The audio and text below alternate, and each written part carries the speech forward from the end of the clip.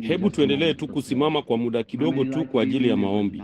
Ni wangapi wangetaka kukumbukwa usiku wa leo mbele za Mungu katika Baba yetu wa mbinguni? Tuna furaha sana kwamba wewe huyajibu maombi. Shukrani sana kuona baada ya miaka mingi kukutana na watu kutoka huko mbali katika miaka 46 na 47 wangali wameponywa, wakati walikuwa wakifa kwa kansa, viwete kwenye viti vya magurudumu, vipofu wasingeweza kuona. Nao hawa hapa wakinipa mikono wakisema, ndugu Branham, nilikuwa kiwete, nilikuwa kipofu, nilikatiwa tamaa nikiwa na kansa, wala sijapata kuwa mgonjwa siku moja tangu wakati huo. Bwana, tunajua ya kwamba hiyo ingeweza tu kuwa ni neema yako kwao.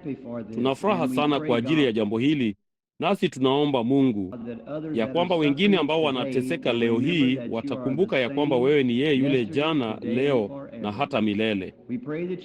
Tunaomba ya kwamba utatubariki usiku wa leo tunaposhiriki kwenye neno lililoandikwa, kusudi utukufu wa Mungu upate kuingia miongoni mwetu.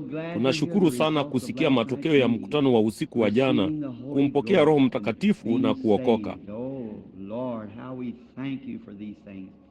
Pray now that you'll bless us in the further part of the service as we wait on thee. In Jesus' name we ask this. Bwana, jinsi tunavyokushukuru kwa ajili ya mambo haya. Tunaomba sasa ya kwamba utatubariki katika sehemu ijayo ya ibada tunapokungojea wewe. Katika jina la Yesu tunaomba. Amina. Ni majaliwa makubwa sana kuwa na kusanyiko zuri kama hili kulizungumzia, na inalifanya rahisi sana kwako kumwamini Mungu wakati haya yanapotukia jinsi hii. Sasa nimekuwa nikihubiri siku chache na Injili tu, kwa kuwa ninafikiri kama mtu ameponywa, kama wakiishi muda mrefu sana, wangali labda watakuwa wagonjwa tena. Lakini endapo wewe umeokoka, hiyo ni milele, nawe unao uzima wa milele. Na ndivyo ilivyo. Inachelewa sana katika nuru za jioni, hata najisikia ya kwamba jambo moja kuu linahitajika zaidi ya yote, hilo ni wokovu. Nao uponyaji wa kiungu ni nini tu, kama tu ndugu Bosworth alivyozoea kusema, uponyaji wa kiungu ni chambo unachoweka kwenye ndoana. Samaki haoni ndoana, yeye humeza tu chambo akapata ndoana. Kwa hiyo hivyo ndivyo ilivyo. Watu huona ya kimbinguni, maajabu ya mambo ya kimbinguni, Mungu akiwaponya wagonjwa. Ndipo wao wanayaendea hayo, na muda si muda mwajua wako moja kwa moja mikononi mwa Bwana Yesu pamoja na imani kuu ya kuamini. Ndipo kisha wanakuwa Mkristo, wana uzima wa milele. Sasa sehemu kubwa ya huduma ya Bwana wetu, yapata 80% yake ama zaidi, nafikiri ndivyo, inakadiriwa yapata 80% ya huduma yake ilikuwa ni uponyaji wa kiungu. Kwa hiyo yeye alifanya hivyo kuyavutia macho ya umati, na pia kuonyesha ya kwamba yeye alikuwa ni Masihi wao. Yeye aliwaonyesha ishara ya Masihi, kusema ya kwamba walikuwa Masihi. Jana usiku, ninaamini ndugu Agan Bright aliliuliza kusanyiko kwamba ni wangapi wangetaka kuendelea katika ibada za mahubiri, ama ni wangapi wangetaka kwenda na kufanya ibada za uponyaji pekee. Nami nafikiri yapata asilimia ndogo sana kati yao walitaka ibada za uponyaji. Lakini hata hivyo, kama tutaifungua mioyo yetu kwa Mungu, Mungu atafanya hivyo kwa vyovyote vile. Mnaona, tunaliona tu jinsi hiyo. Mchovu kidogo usiku wa leo. Nimekuwa ninapopote kutoka ibada moja hadi 3 kwa siku, mwajua. Kwa hiyo ifikapo wakati ninapofika hapa, karibu nimedhoofika sana tena kuanza. Kwa hiyo nilikuwa huko kwenye kanisa la kale la Pisgah alasiri ya leo, na ama Pisgah Home, vyovyote linavyoitwa. Nami nawaambia tulikuwa na wakati mzuri sana. Nilikuta kwamba baadhi ya watu wa zamani waliotoka kwenye mtaa wa Azusa wangali huko juu katika kanisa hilo wakiabudu, ule mtaa wa kale wa Azusa. Niliwaona hao wanawake wakongwe na wanaume wameketi pale. Nilitaka tu kuwatupia mikono yangu na kuwakumbatia, mwajua. Walionekana wakupendeza sana. Nafikiri mtoto mchanga sana ama mzee, mwajua, wanaonekana kuwa wasiojiweza mara ya pili. Na mimi kweli napenda kukutana na kijana na kujaribu kuwachochea kwenye njia ipasayo. Kisha ninamwendea mzee na kutaka kujua ni mitaro mingapi aliyovuka na jinsi alivyoivuka, ndipo nitajua jinsi ya kuivuka ninapofika kule. Kwa hiyo ninawapenda vijana na wazee na walio katikati pia. Ninampenda kila mtu. Ninaweza kusema hivyo kutoka moyoni mwangu. Kama nilijua usiku wa leo ya kwamba nilikuwa na adui, huenda ikawa ni naye, labda ni naye. Lakini endapo ni naye, sijui kabisa yeye ni nani. Kama nilikuwa naye, hakika nisingeanza kuhubiri mpaka niende kwanza na kuliweka hilo sawa, nione kama ningeweza kulinyoosha. Maana hatupaswi kuwa na lolote dhidi ya mtu yeyote, ama kukiweko na lolote tunaloweza kufanya, mtu yeyote na asiwe na chochote dhidi yetu. Mnaona? Na sasa kama wala halisemi endapo una neno dhidi ya ndugu, bali kama ndugu ana neno dhidi yako, unaona, muendee. Unaona, kama ana neno. Na kwa njia hiyo, mbona tunaishi kwa amani. Ndugu God hapa, mvulana wa thamani, wakati mwingine mtu fulani anasema, mbona ufanisi wa ibada yako ni nini ndugu Branham? Hakika ni Kristo. Unashikiliaje hivyo na kuendelea tu usiku baada ya usiku? Wavulana wangu, watu walio pamoja nami, mvulana huyu hapa wakati mwingine huenda kwa siku kadhaa bila hata kula chakula, amelala kifudifudi akimlilia Mungu apate kunisaidia. Sasa Mungu kamwe hawezi kulikatilia tu hilo. Mnaona, mke wangu nyumbani, watoto wangu, wapendwa wangu, watu, marafiki zangu, kufunga na kuomba. Huo hapo ufanisi. Mnaona, kila mmoja wetu, sisi sote hatuwezi kuhubiri, na sisi sote, baadhi yetu hatuwezi kufanya jambo moja lingine, lakini sote tunaweza kufanya jambo fulani, na hilo husaidia. Mnaona, ni kama tu hii saa ya mkono hapa, mkono inaonyesha saa. Sasa nisingejua ni mara ngapi kitu hicho kidogo kilienda huku na huku mle ndani kipate kuonyesha ni saa ngapi. Mkono unaonyesha. Lakini kama gurudumu hilo dogo halikuwa likiruka huku na huku namna hiyo, usingekuwako na mkono wowote hapa kuonyesha wakati wowote. Unaona, nisingejua mahali ilipokuwa. Na kama kusingalikuwako na springi ya kuzungusha kutia majira kitu hicho kidogo kule juu, mbona isingekuwa ikiruka huku na huku. Unaona? Kwa hiyo sisi kila kitu hakina budi kufanya kazi pamoja. Kanisa lote halina budi kuomba, na washirika wote hawana budi kuomba, mashemasi na wadhamini na mchungaji, na sote pamoja tuje mbele za Mungu namna hiyo kama kitu kimoja kikuu. Unaona? Sasa tuseme kwa mfano ile piano itatoa sauti. Ninajuaje kwamba itatoa sauti? Vema, ninaamini itatoa. Hivyo ndivyo ninavyoamini. Sasa, ungefanya nini kutoa sauti kwenye hiyo piano? Kidole changu kingepaswa kuigusa. Vema, sasa jambo la kwanza, kichwa changu, akili yangu haina budi kuliwazia. Moyo wangu hauna budi kuniambia kama itatoa ama la. Hiyo ni kwa imani. Sasa tuseme kidole changu ni kitu kikuu. Jicho langu huo ni upande wa kinabii kule kuona. Vema, sasa kama niliketi tu na kuiangalia hiyo piano niseme, vema itacheza. Vema, hilo halinini, hilo haliifanyi. Sasa mnaona, sina budi kufanya.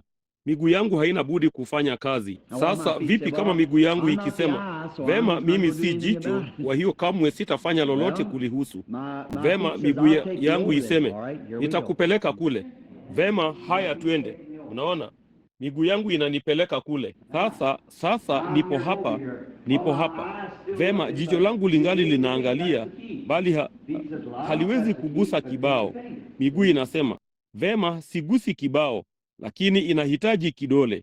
Mnaona? Basi mnaona, kama pua ikisema, nitakigusa, hilo halitasaidia. Jicho liseme, nitajaribu kukigusa, halitasaidia. Mnaona?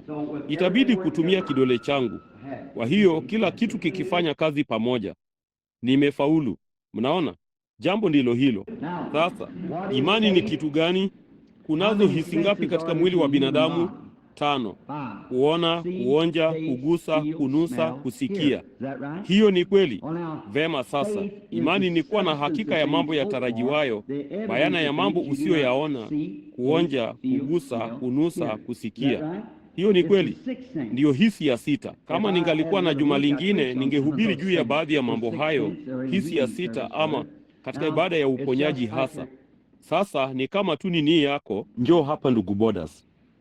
Sasa hebu niwaonyeshe. Hivi mmewahi kuwasikia watu wakisema kuona ni kuamini?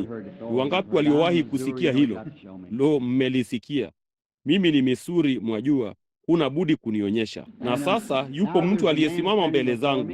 ana nywele za hudhurungi, amevaa suti inayoonekana kidogo kama ya hudhurungi, tai ya hudhurungi pamoja na shati jeupe. Ni wangapi wanaamini hilo? Unaona vema. Sasa nina hisi moja ambayo inatangaza kwamba yupo hapo. Hiyo ni macho yangu. Sasa rudi nyuma kidogo tu. Vema, sasa haiwezekani kwangu hisi yangu ya kuona iseme yupo hapa, bali ninajua yupo hapa sasa kadri tu ninavyojua ninamwangalia. Kwa nini? Siwezi kumuona. Mnataka kubishana nami, yeye hayupo hapo. Sasa mnasema labda ulimsimamisha ndugu Bunten. Lo, la, si ndugu Bunten, ni ndugu Roy Borders. Unajuaje ndivyo ilivyo? Umeushika tu mkono wa mtu. Hamjanibadilishia watu. Yeye amevaa pete pana sana ya harusi, unaona, nami ninajua huyo ni yeye. Unaona, kwa hiyo ninajua huyo ni. Sasa siwezi kumuona, bali ninajua yeye yupo hapo vizuri tu, kama kwamba nilikuwa nikimwangalia. Kwa hiyo kuona si kuamini, sivyo? La, sio wakati huu. Hakika sivyo, kwa maana kugusa ni kuamini. Hiyo ni kweli. Vema, sasa angalieni sasa ni kitu gani? Asante. Imani ni nini? Imani ni kuwa na hakika ya mambo yatarajiwayo, ni bayana ya moja kwa moja ya mambo usiyoyaona, kuonja, kugusa, kunusa wala kusikia. Unaona, jambo ndilo hilo. Unasema shati lile ni jeupe. Vema, vipi kama ningekuambia shati lile ni jekundu? Ungesema koja kidogo ndugu Branham, shati lile ni jeupe. Vema, ningesema la, ni jekundu. Vema, sasa jinsi tu lingaliweza kuwa, ingewezekana lingeweza kuwa ni jekundu. Naam, kama ulikuwa na upofu wa rangi, huenda likawa jekundu. Unaona, kwa hiyo kuona kusingekuwa ni kuamini bado. Unaona, lakini imani yako, wakati imani ni hakika, unaweza kuwa sio kuwa na hakika sana. Kama vile ikiwa umeketi kwenye unafanyiwa kesi, kwenye kesi, nawe uliangalia dirishani na kuona ajali. Ni vigumu kwao kuchukua ushahidi wako, maana huenda uliona mazingaombwe. Kamwe hukuiona hivyo. Unaona, na wakati mwingine unafikiri una hakika kabisa. Uliwahi kushuka barabarani na kuona mazigazi barabarani? Yanafanana na maji kabisa. Nilisoma gazetini hapo wakati fulani uliopita, ambapo kundi la bata walidhani yalikuwa ni maji, na hapana shaka waliyaona pale kwa macho yao, nao wakashuka moja kwa moja barabarani. Iliwaua wote, mnaona, kwa kuwa ilikuwa ni mazigazi. Mara nyingi wanadamu huona mazigazi nao wanafikiri, lo, hili ndilo hasa. Wanaishia kujiua. Mnaona? Waangalieni huko nje jangwani, wanapokuwa huko nje wakitafuta madini, wanaishiwa na maji na kantini yao imeishiwa, wala hawana maji. Ndipo wao wanaanza kuona mazigazi, nao wanadhani ni maji, nao wanakimbia na kuanguka na kuanza kujitupia, wanafikiri maji juu yao. Basi ni kitu gani? Wanajifunika kwa mchanga wenye joto.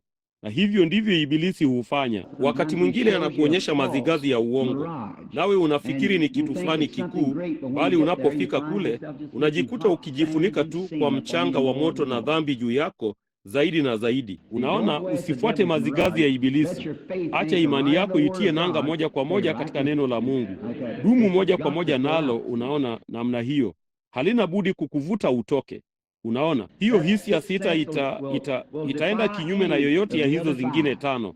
Tunafanya hizo tano ni sawa maadamu zinakubaliana na ya sita, bali mwanadamu hakupewa kuishi kwa hizo hisi tano. Alikuwa kuachilia hizo hisi tano zimuongoze. Alipewa, anaelekea, alizaliwa hapa apate kuongozwa na hisi ya sita. Hiyo ndiyo sababu ya Mungu kumpa hisi ya sita. Hapo ndipo mahali pa Mungu moyoni pa kutuongozea. Kwa hiyo tunaongozwa na hisi ya sita ikiwa tu tutairuhusu. Sasa kama hisi ya sita ikisema ya kwamba neno limekosea, basi usinini, wewe huko kwenye hisi ya sita. Unaona, hizo ni zile hisi tano, lakini hisi ya sita itaamini mambo ambayo zile hisi tano haziyatangazi. Kidogo linatatanisha, bali ni kweli. Mnaona ya kwamba hisi ya sita ndiyo inayotuongoza. Mimi huko nje dakika chache zilizopita, ndio kwanza nimwombee mwanamke mpendwa mkongwe ambaye amelala pale kwa muda wa siku 4 akingojea kuombewa. Na kitu kama hicho, nawaambia, ninajisikia tu kana kwamba ninapaswa kuibadilisha iwe ibada ya uponyaji kwa namna fulani, kumwona Roho wa Mungu akitenda kazi namna hiyo. Maskini kizee huyo, nilimshika kwa mkono nami nikaona shida yake. Na vema, hiyo Mlisoma nini sasa? Yes, Luka. all right. Naam. Now, I Vema. want to take a text Sasa out of ninataka that, kuchukua somo kutoka the hapo, Lord Bwana willing. akipenda. Now, if Sasa God is Mungu willing, akipenda, tomorrow night, kesho usiku I niliahidi, promised I want to ninataka preach kuhubiri juu ya on the muhuri wa seal of Mungu. God. Y'all like, Nyote teaching mnapenda lessons masomo like ya that? kufundisha The kama seal of hayo. God, and then the Muhuri mark wa of the Mungu, beast the halafu following basi night. alama ya mnyama And kesho yake tonight, usiku. I want to Basi take usiku wa leo ninataka text kuchukua out of somo this, kutoka kwa hili ama kwa ajili ya somo subject out of kutoka what mahali he's ambapo read amesoma here, hapa Saint, Luka mtakatifu Luke, mlango wa 18. 18th chapter, and Naye he read from alisoma the kutoka kwenye 35th to kifungu the cha 35 43rd hadi verse, inclusive. 43 vyote pamoja. Now I want to take the 38th verse Sasa for ninataka kuchukua kifungu cha 38 kwa ajili ya Thou somo. son of Ewe David, mwana wa have Daudi, mercy unirehemu. on me. Basi And hebu tulichukue zaidi kama mchezo wa let's take it kuigiza more usiku like wa a little leo. drama tonight. Nimechoka kidogo kooni Tired a little mwangu, bit in my throat. na hebu na Let's tufanye just tu have mchezo a little mdogo wa drama of it kuigiza for a kwa few dakika moments. chache. Our scene Onyesho opens letu on linaanza a kwenye cold asubuhi baridi ya spring majira ya morning. kuchipua, And na it's iko at kwenye the zile kuta walls, the zile old kuta za torn down kale walls of zilizobomolewa Jericho. za Yeriko. And there is Na kuna a mtu man ameketi sitting pale there, which ambaye we know tunajua to be kuwa a ni beggar omba, jina called lake blind Batimayo kipofu Bartimaeus, ama Batimayo, it would be either ingekuwa ni one would be mojawapo pronounced all likitamkwa right. vizuri. And so in that day Na there kwa were hiyo many katika siku beggars. hiyo kulikuwako na omba wengi, All night na usiku kucha long alikuwa he amegaagaa na tossed kubingirika, and rolled, he asingeweza couldn't kulala. sleep. Wengi Men wetu doesn't know what tunajua them vile kind of usiku nights wa are. aina hiyo ulivyo, Just no hakuna raha rest hata at all. kidogo. And Naye it angebingirika rolled from kutoka one upande side of mmoja the wa bed kitanda to hadi the other, and mwingine, there was no wala rest for hapakuwapo the na poor raha old kwa fella. maskini jamaa huyo mkongwe. Naye And alikuwa ameamka he got up amechelewa, late. kwa hiyo alikuwa So he'd amekuja come to kituoni his pake post amechelewa. late. Kwa hiyo Therefore, kama if they're hawako not huko there mapema, early, the merchants and so wafanyabiashara na forth coming kadhalika in, there's so wakiingia, many beggars kuna omba wengi and sana pamoja na people, watu incurables like blindness and wasiotibika kama vile leprosy and upofu na cripples ukoma and na so viwete forth, na kadhalika, and na people watu that waliokuwa ni were maskini. Na poverty-stricken. yapata And omba wa about kwanza the waliyekutana first naye beggar they walimpa met, they'd sarafu, give him a na coin, hiyo and karibu that just ilitosha. about settled it. Hiyo That's all tu they could ndio afford for wangaliweza the kutoa day. siku hiyo. Kwa So hiyo he alikuwa come to amekuja his kituoni place pake late. Let's say amechelewa. it's up about Hebu 8 tuseme ni o'clock karibu in the saa 2 morning, asubuhi, and he should naye have been there alipaswa kuwa about pale 6. yapata But the thenashara. reason he's late Lakini was sababu ya because he kuchelewa ni missed so kwamba much alikosa sleep. usingizi mwingi mno. All night long he had Usiku rolled kucha alikuwa and tossed amebingirika and na couldn't sleep. kugaagaa, wala He was asingeweza dreaming kulala. all night, Naye but angenini, he could see alikuwa again. akiota usiku kucha ya kwamba He angeweza dreamed kuona that he tena. had his eyes. Aliota kwamba aliweza kuona, And he'd wake naye up, angeamka, go back to angerudi sleep. kulala. You know, Mnajua, I believe ninaamini God Mungu warns us hutuonya many mara times nyingi in katika dreams, don't ndoto. you think so? Hamwamini He hivyo? always Siku has, zote and he promised ametuonya, in the na last yeye days aliahidi that katika he siku would za show mwisho visions ya and kwamba let angeonyesha people maono dream. na kuwajalia waote ndoto. Basi And let's hebu think of tumwazie Bartimaeus. Batimayo, naye And he aliota ya dreamed kwamba that he could angeweza receive alikuwa his amepata sight, kuona and he could kwake see na again. angeweza kuona tena. Kwa So when he hiyo got there wakati that alipofika morning, he pale was asubuhi late, hiyo, and alikuwa all the amechelewa. merchants had done Wafanyabiashara gone wote into the walikuwa tayari city, wameingia mjini, and na the nao huo great mji city of mkuu wa commerce as it biashara was. kama ulivyokuwa. But Lakini all wote of them had went, wote got walikuwa early at the wameingia, marketplaces wakafika to mapema sell their goods sokoni and so kuuza forth. bidhaa zao na So perhaps kadhalika. he'd have to do Kwa hiyo without that labda day. He ingembidi abaki wouldn't have bila his siku coin hiyo. for the day Hakuwa to eat by. hatapata sarafu yake ya siku hiyo ya kulia. Nami ninaweza tu kuwazia kama vile mara nyingi tumemwazia, amevaa joho lake la kale lililochakaa namna hiyo, na maskini mikono yake iliyokonda na ndevu kote usoni mwake, na hizo za kijivu na kipofu barabarani, kidogo akijaribu kufika mahali ambapo angeketi chini na kuomba. Kila mmoja alikuwa na mahali pao pa binafsi ambapo wangeombea. Hilo ni jambo la kuhuzunisha. Nimekuwa India na kuangalia huko ambako kuna watu milioni 470 katika India, na kusema kweli, karibu ningesema milioni 400 wao ni ombaomba. Ninyi kila mahali tu ni ombaomba, na kila mmoja wao anayo nguzo na mahali pao na namna fulani ya mazingaombo wanayofanya kuuvutia usikivu wa watalii, na ni mandhari ya kusikitisha sana. Halafu tunamuona ameketi pale, na baada ya usiku mbaya, vema, aliona hapakuwapo na mtu pale, kwa hiyo akawazia labda angeketi chini juu ya jiwe. Mnajua zile kuta zilikuwa zimebomolewa katika siku zake kutoka pale Yoshua alipoingilia, na mawe makubwa yalikuwa yamewekwa huko nje upande mmoja.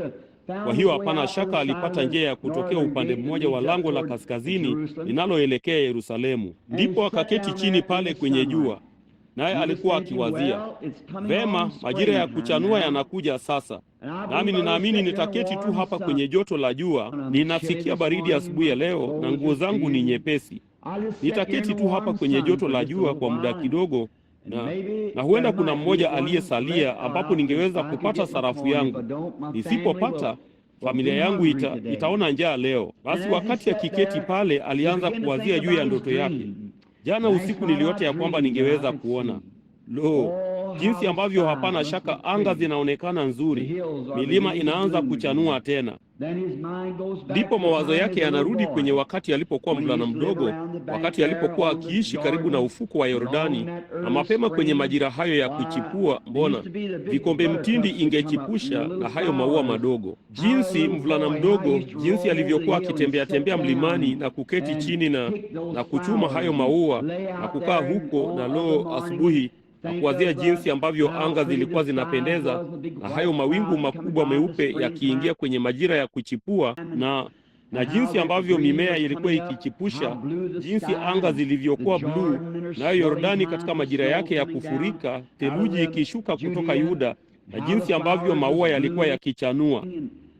Ndipo basi angesikia sauti inayojulikana ambayo sote tunapenda kuisikia, sauti tamu ya mama ikiita, Batimayo, mtoto wangu mdogo, chakula chako cha mchana kiko tayari. Na halafu wakati baba yake alipokuwa kondeni mahali fulani akifanya kazi, jinsi ambavyo angeingia, jinsi ambavyo maskini mama huyo wa Kiyahudi angemngojea kwenye vipandio na kumchukua mikononi mwake na kumkumbatia na kumketisha chini kwenye chakula chake cha kutwa.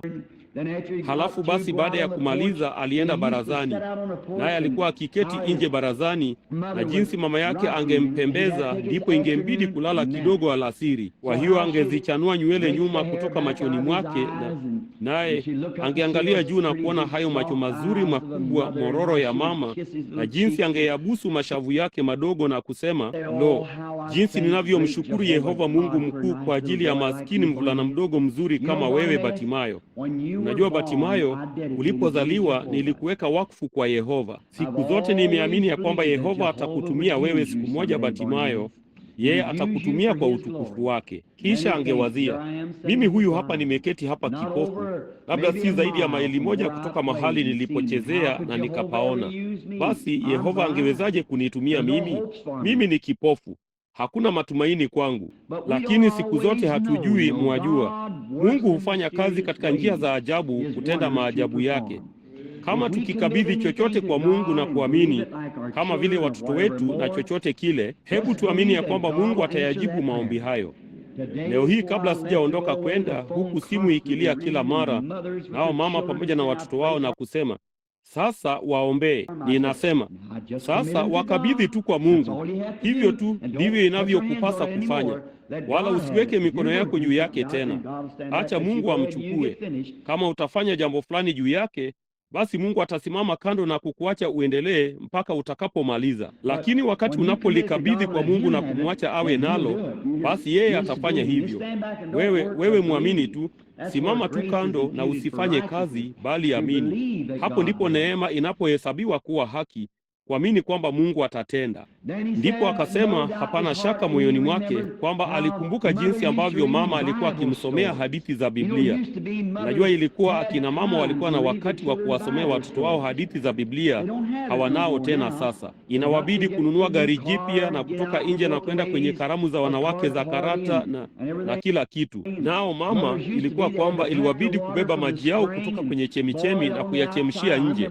Ninakumbuka mama yangu ana birika kubwa mno la chuma la kale, naye anafulia nje, naye alikuwa na wakati mwingi zaidi sasa kuliko mama wa kisasa alionao, kubonyeza tu kitufe namna hiyo na kufua vyombo na kadhalika, kubonyeza tu kitufe.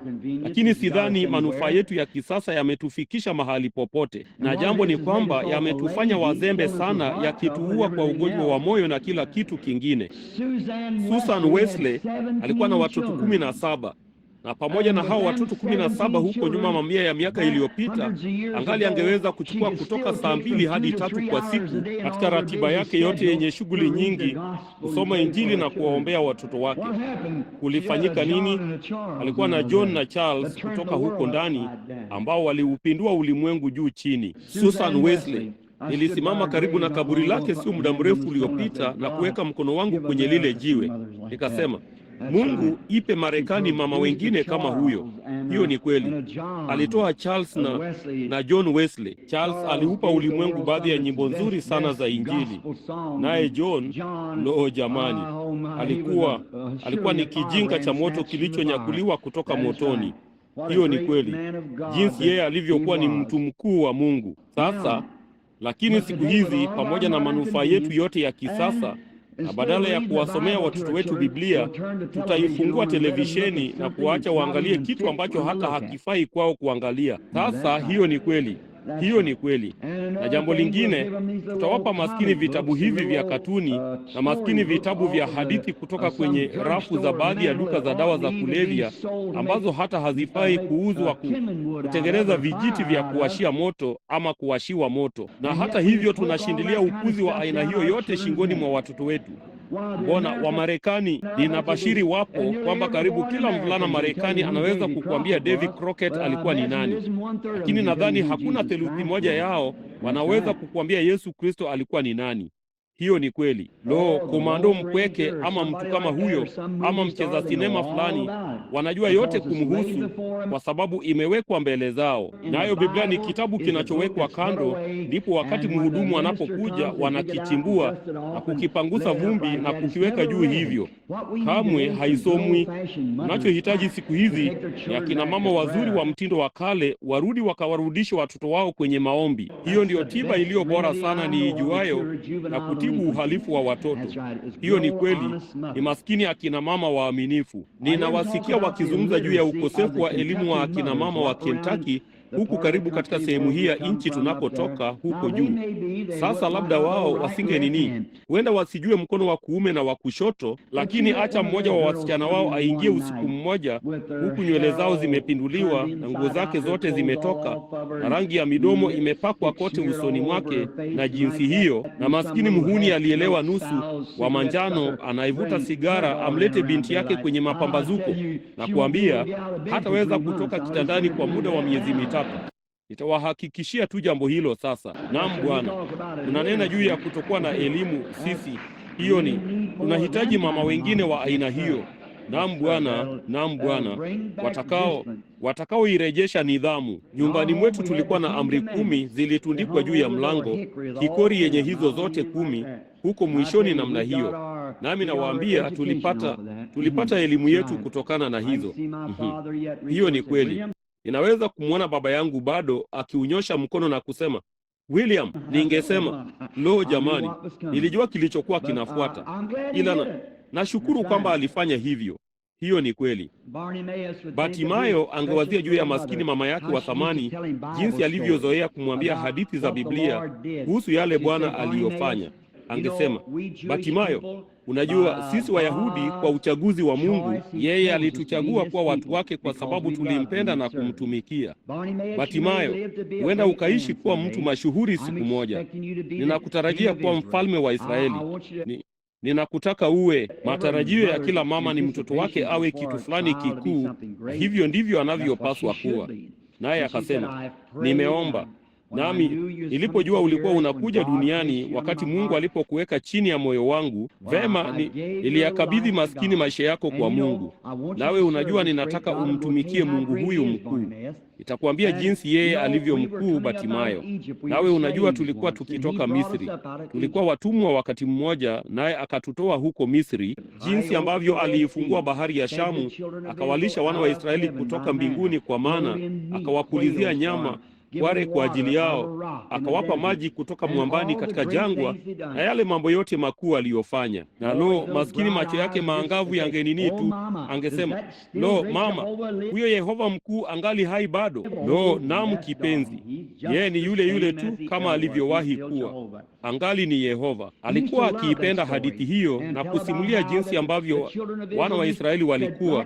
Kasema, moja kwa moja kule chini kwenye kile kivuko cha maji mafupi, siku moja yule Yoshua mkuu mwenye nguvu alivuka moja kwa moja pale pamoja na wana wa Israeli. Karibu tu na ule mji ambako tunaenda kununua vyakula vyetu huko chini Yeriko, Yoshua alivukia pale, yule shujaa mkuu mwenye nguvu mtumishi wa Mungu. Jinsi ambavyo Musa alisimama huko juu ya mlima akaangalia huko kwenye mawimbi yaliyofurika ya huo mto, na jinsi ambavyo asiamini alidhania huu ni wakati mzuri, tuko salama. Mungu ni mhandisi hafifu kuchagua wakati huu wa mwaka kuvukia, lakini Mungu wakati mwingine huchukua tu saa iliyo mbaya kuliko zote kuthibitisha kwamba yeye ni Mungu. Naam Bwana, inaonekana kana kwamba angewachukua wakati mto awalete huko juu wakati maji yalikuwa chini. La, hilo silo. Yeye anataka tu kukuthibitishia ya kwamba yeye ni Mungu. Yeye anapenda kudhihirisha utukufu wake, na ninapenda tu hilo. Ninapenda tu hilo, Bwana, na kujua ya kwamba yeye ni Mungu. Kisha moja ya hadithi ambazo Batimayo alipenda vizuri sana ilikuwa ni ile hadithi ya mwanamke Mshunami, kwa kuwa ilikuwa na mvulana mdogo ndani yake. Mwajua, kuna mvulana mdogo mle ndani ambaye naye angesimulia habari za nabii yule mashuhuri mwenye nguvu Elisha, jinsi ambavyo Mungu alimfanya kuwa nabii mkuu sana mwenye nguvu. Aliishi nyikani, wala hakuwa na nguo nyingi, na alijizungushia kipande cha ngozi, na jinsi alivyokuwa ni mtu mashuhuri mwenye nguvu wa Mungu. Hata hivyo aliishi chini ya upako wa Mungu, naye angepitia kwenye mji fulani, na kulikuwa kuna mwanamke Mshunami pale, naye alikuwa ni mwanamke mkarimu na alimpenda Mungu pia. Ingawa ni mataifa, alimpenda Mungu. Nami huenda nikasema ya kwamba huenda alimwambia Batimayo, unajua Batimayo, sisi ni watu waliochaguliwa na Mungu, lakini siku moja atakuja Masihi mkuu. Basi wakati yeye atakapokuja, atakuwa ndiye atakayewaita mataifa wote, kwa kuwa mwanamke huyu Mshunami, Mungu anawapenda wote watakaopendeka. Yeye anataka kuja na kuwasaidia wale wanaotaka kusaidiwa. Pia Batimayo, mwanamke huyu mashuhuri, angemwona mtu huyu mtakatifu akipitia mjini. Kwa hiyo alitaka kumpa fadhili, kwa sababu alimpenda Mungu, naye alijua huyu alikuwa ni mtumishi wake, naye alitaka kumsaidia na kumfanyia jambo fulani. Kwa hiyo angemwona akija, naye angetoka na kumwomba aingie na kukaa pamoja nao. Kwa hiyo mumewe kwa namna fulani alikuwa ni tajiri. Kwa hiyo siku moja akamwambia mumewe, unajua mpenzi, mtu huyu mtakatifu mashuhuri wa Mungu hupitia hapa, naye anapanda kule juu kwenye pango ambamo anaishi huko juu ya mlima Kameli. Kwa hiyo wakati akipitia hapa, ninaamini lingekuwa ni jambo zuri kama tungemjengea chumba kidogo tu kando ya nyumba yetu. Ninaamini hilo lingekuwa ni jambo zuri sana kama tungefanya hivyo, kwa sababu sote wawili tunamwamini Mungu, naye ni Mungu, na huyo ni mwakilishi wa Mungu. Huo ndio wito wa juu sana duniani sasa wa Mungu, ni mwakilishi wake. Kwa hiyo mumewe akasema, nafikiri hilo litakuwa sawa. Kwa hiyo wakajenga nyumba ndogo huko. Basi siku moja wakati Elisha na Gehazi mtumishi wake walipopitia hapo, nao wakaona chumba hiki kidogo kimejengwa pale, na wakaingia. Walikuwa na kitanda kidogo kizuri mle na kiti kidogo na maji na kila kitu. Kwa hiyo kasema, nenda ukamuulize Mshunami huyu nimfanyie nini. Amekuwa mwema sana kwetu, labda tungeweza kumrudishia fadhili. Labda angetaka nizungumze na mfalme, ama labda angetaka nizungumze na jemadari mkuu ama mtu fulani. Lakini unajua Batimayo, kile mwanamke huyo, yeye hakuomba kitu chochote.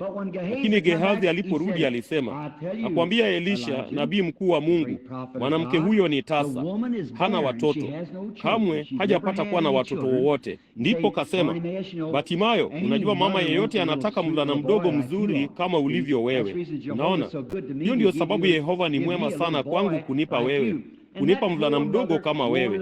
Naye maskini mama huyo alitaka mvulana mdogo kama wewe. Kwa hiyo Elisha akasema, nenda mwambie aje asimame mbele zangu. Na kwa hiyo hapana shaka ila Elisha aliona ono la jambo la kufanya. Kwa hiyo basi wakati mwanamke huyo alipoingia, yeye alisema, kulingana na majira ya uhai utamzaa mwana. Ndipo akatoka. Nawe wajua nini Batimayo? Huyo mama alimpokea mvulana mdogo mzuri, mvulana mdogo tu wa kimataifa, kama tu vile wewe ulivyo mvulana wa Kiyahudi. Jinsi mama huyo alivyompenda mvulana huyo mdogo, jinsi hapana shaka aliwazia yeye alikuwa kitu kilicho kizuri kuliko vyote. Ndipo wakati alipokuwa na umri wa yapata miaka 11, siku moja aliambatana na baba yake huko shambani kuvuna. Nami ninaamini hapana shaka alipatwa na jua, kwa kuwa alianza kusema, kichwa changu, kichwa changu. akazidi kuwa mgonjwa zaidi na zaidi. Kwa hiyo baba, akiwa na shughuli nyingi sana pamoja na wafanyakazi, alimwagiza mtumishi kumwingiza ndani maskini jamaa huyo na kumweka kwenye paja la mama yake. Alimweka pajani mpaka yapata adhuhuri, ndipo pumzi yote ikamwishia na maskini mvulana huyo akafa. Sasa lakini Batimayo, ninataka uone yale maskini mwanamke huyu mmataifa sasa yale aliyofanya. Alimwingiza ndani na kumlaza juu ya kitanda cha nabii. Sasa huo hapo ufunuo wa ajabu. Unaona, hakumpeleka kwenye kitanda chake mwenyewe, wala hakumpeleka kwenye kitanda chake ama kitanda cha babaye. Yeye alimchukua akamlaza kwenye kitanda cha nabii, kwenye chumba ambamo nabii alikuwa amelala. Kisha akamwambia mumewe, tandika nyumbu nawe nitangulie sasa. Akamwambia mtumishi, wala usisimame. Mtu yeyote akikusalimia usimjibu, bali nenda moja kwa moja kwa huyo mtu wa Mungu juu ya mlima Kameli. Sasa mumewe akasema, sio mwandamo wa mwezi wala si Sabato, kwa hiyo mtu wa Mungu hatakuwa kule. Akasema, yote yatakuwa ni sawa. Ninapenda hilo. Wakati unapokuwa na huo mshiko halisi wa imani, dumu kwenye hiyo. Hilo ni somo zuri kwenu nyote akina Batimayo. Sasa angalieni. Kisha akasema, nenda, tuendelee mbele, usisimame kwa wito wa kijamii na kadhalika. Tuendelee tu mbele, endelea tu kusonga, usisimame mpaka nitakapokuambia usimame. Na bila shaka alipokaribia mlima Kameli, wakati nabii, mwajua Mungu hawafunulii manabii wake kila kitu. Sote tunajua hilo.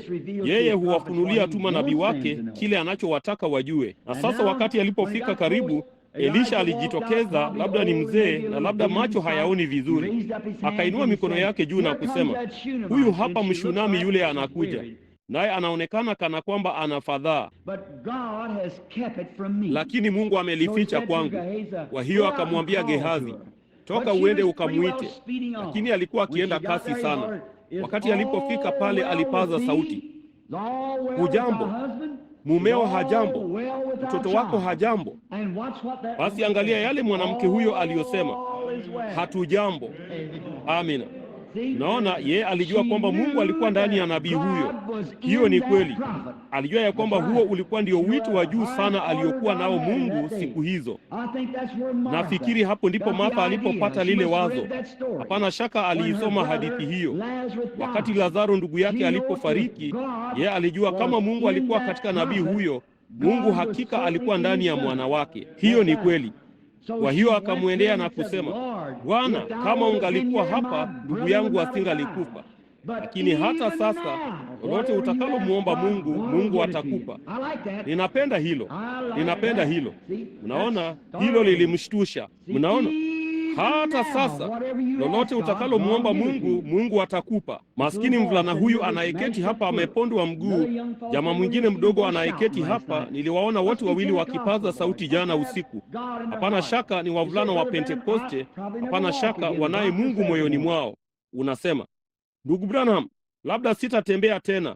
Daktari anasema sitatembea. Huyu hapa mwenye ugonjwa wa moyo, huyu aliye na chochote kile, hata shida yako iwe ni nini, sema, vema, daktari anasema sitapona. Kamwe sitaweza kupona huu. Nina kansa, nina uvimbe, nina hiki na hiki. Lakini hata sasa Bwana, lolote utakalomwomba Baba, yeye atakupa. Jambo ndilo hilo. Hata sasa lolote utakalomwomba Mungu, Mungu atakupa. Hapana shaka hapo ndipo Martha alipopata hadithi hiyo. Huyo mwanamke Mshunami alisema, hatujambo. Sasa hakuwa akiomba kwa ajili ya huyo mvulana, bali yeye alijua ya kwamba Mungu aliweza kupitia kwa nabii huyu kumwambia ni kwa nini alimchukua mvulana huyo, na hilo lingemridhisha. Kama angeweza kusema ni kwa nini yeye alimchukua huyo mvulana, kila kitu kilikuwa ni shwari.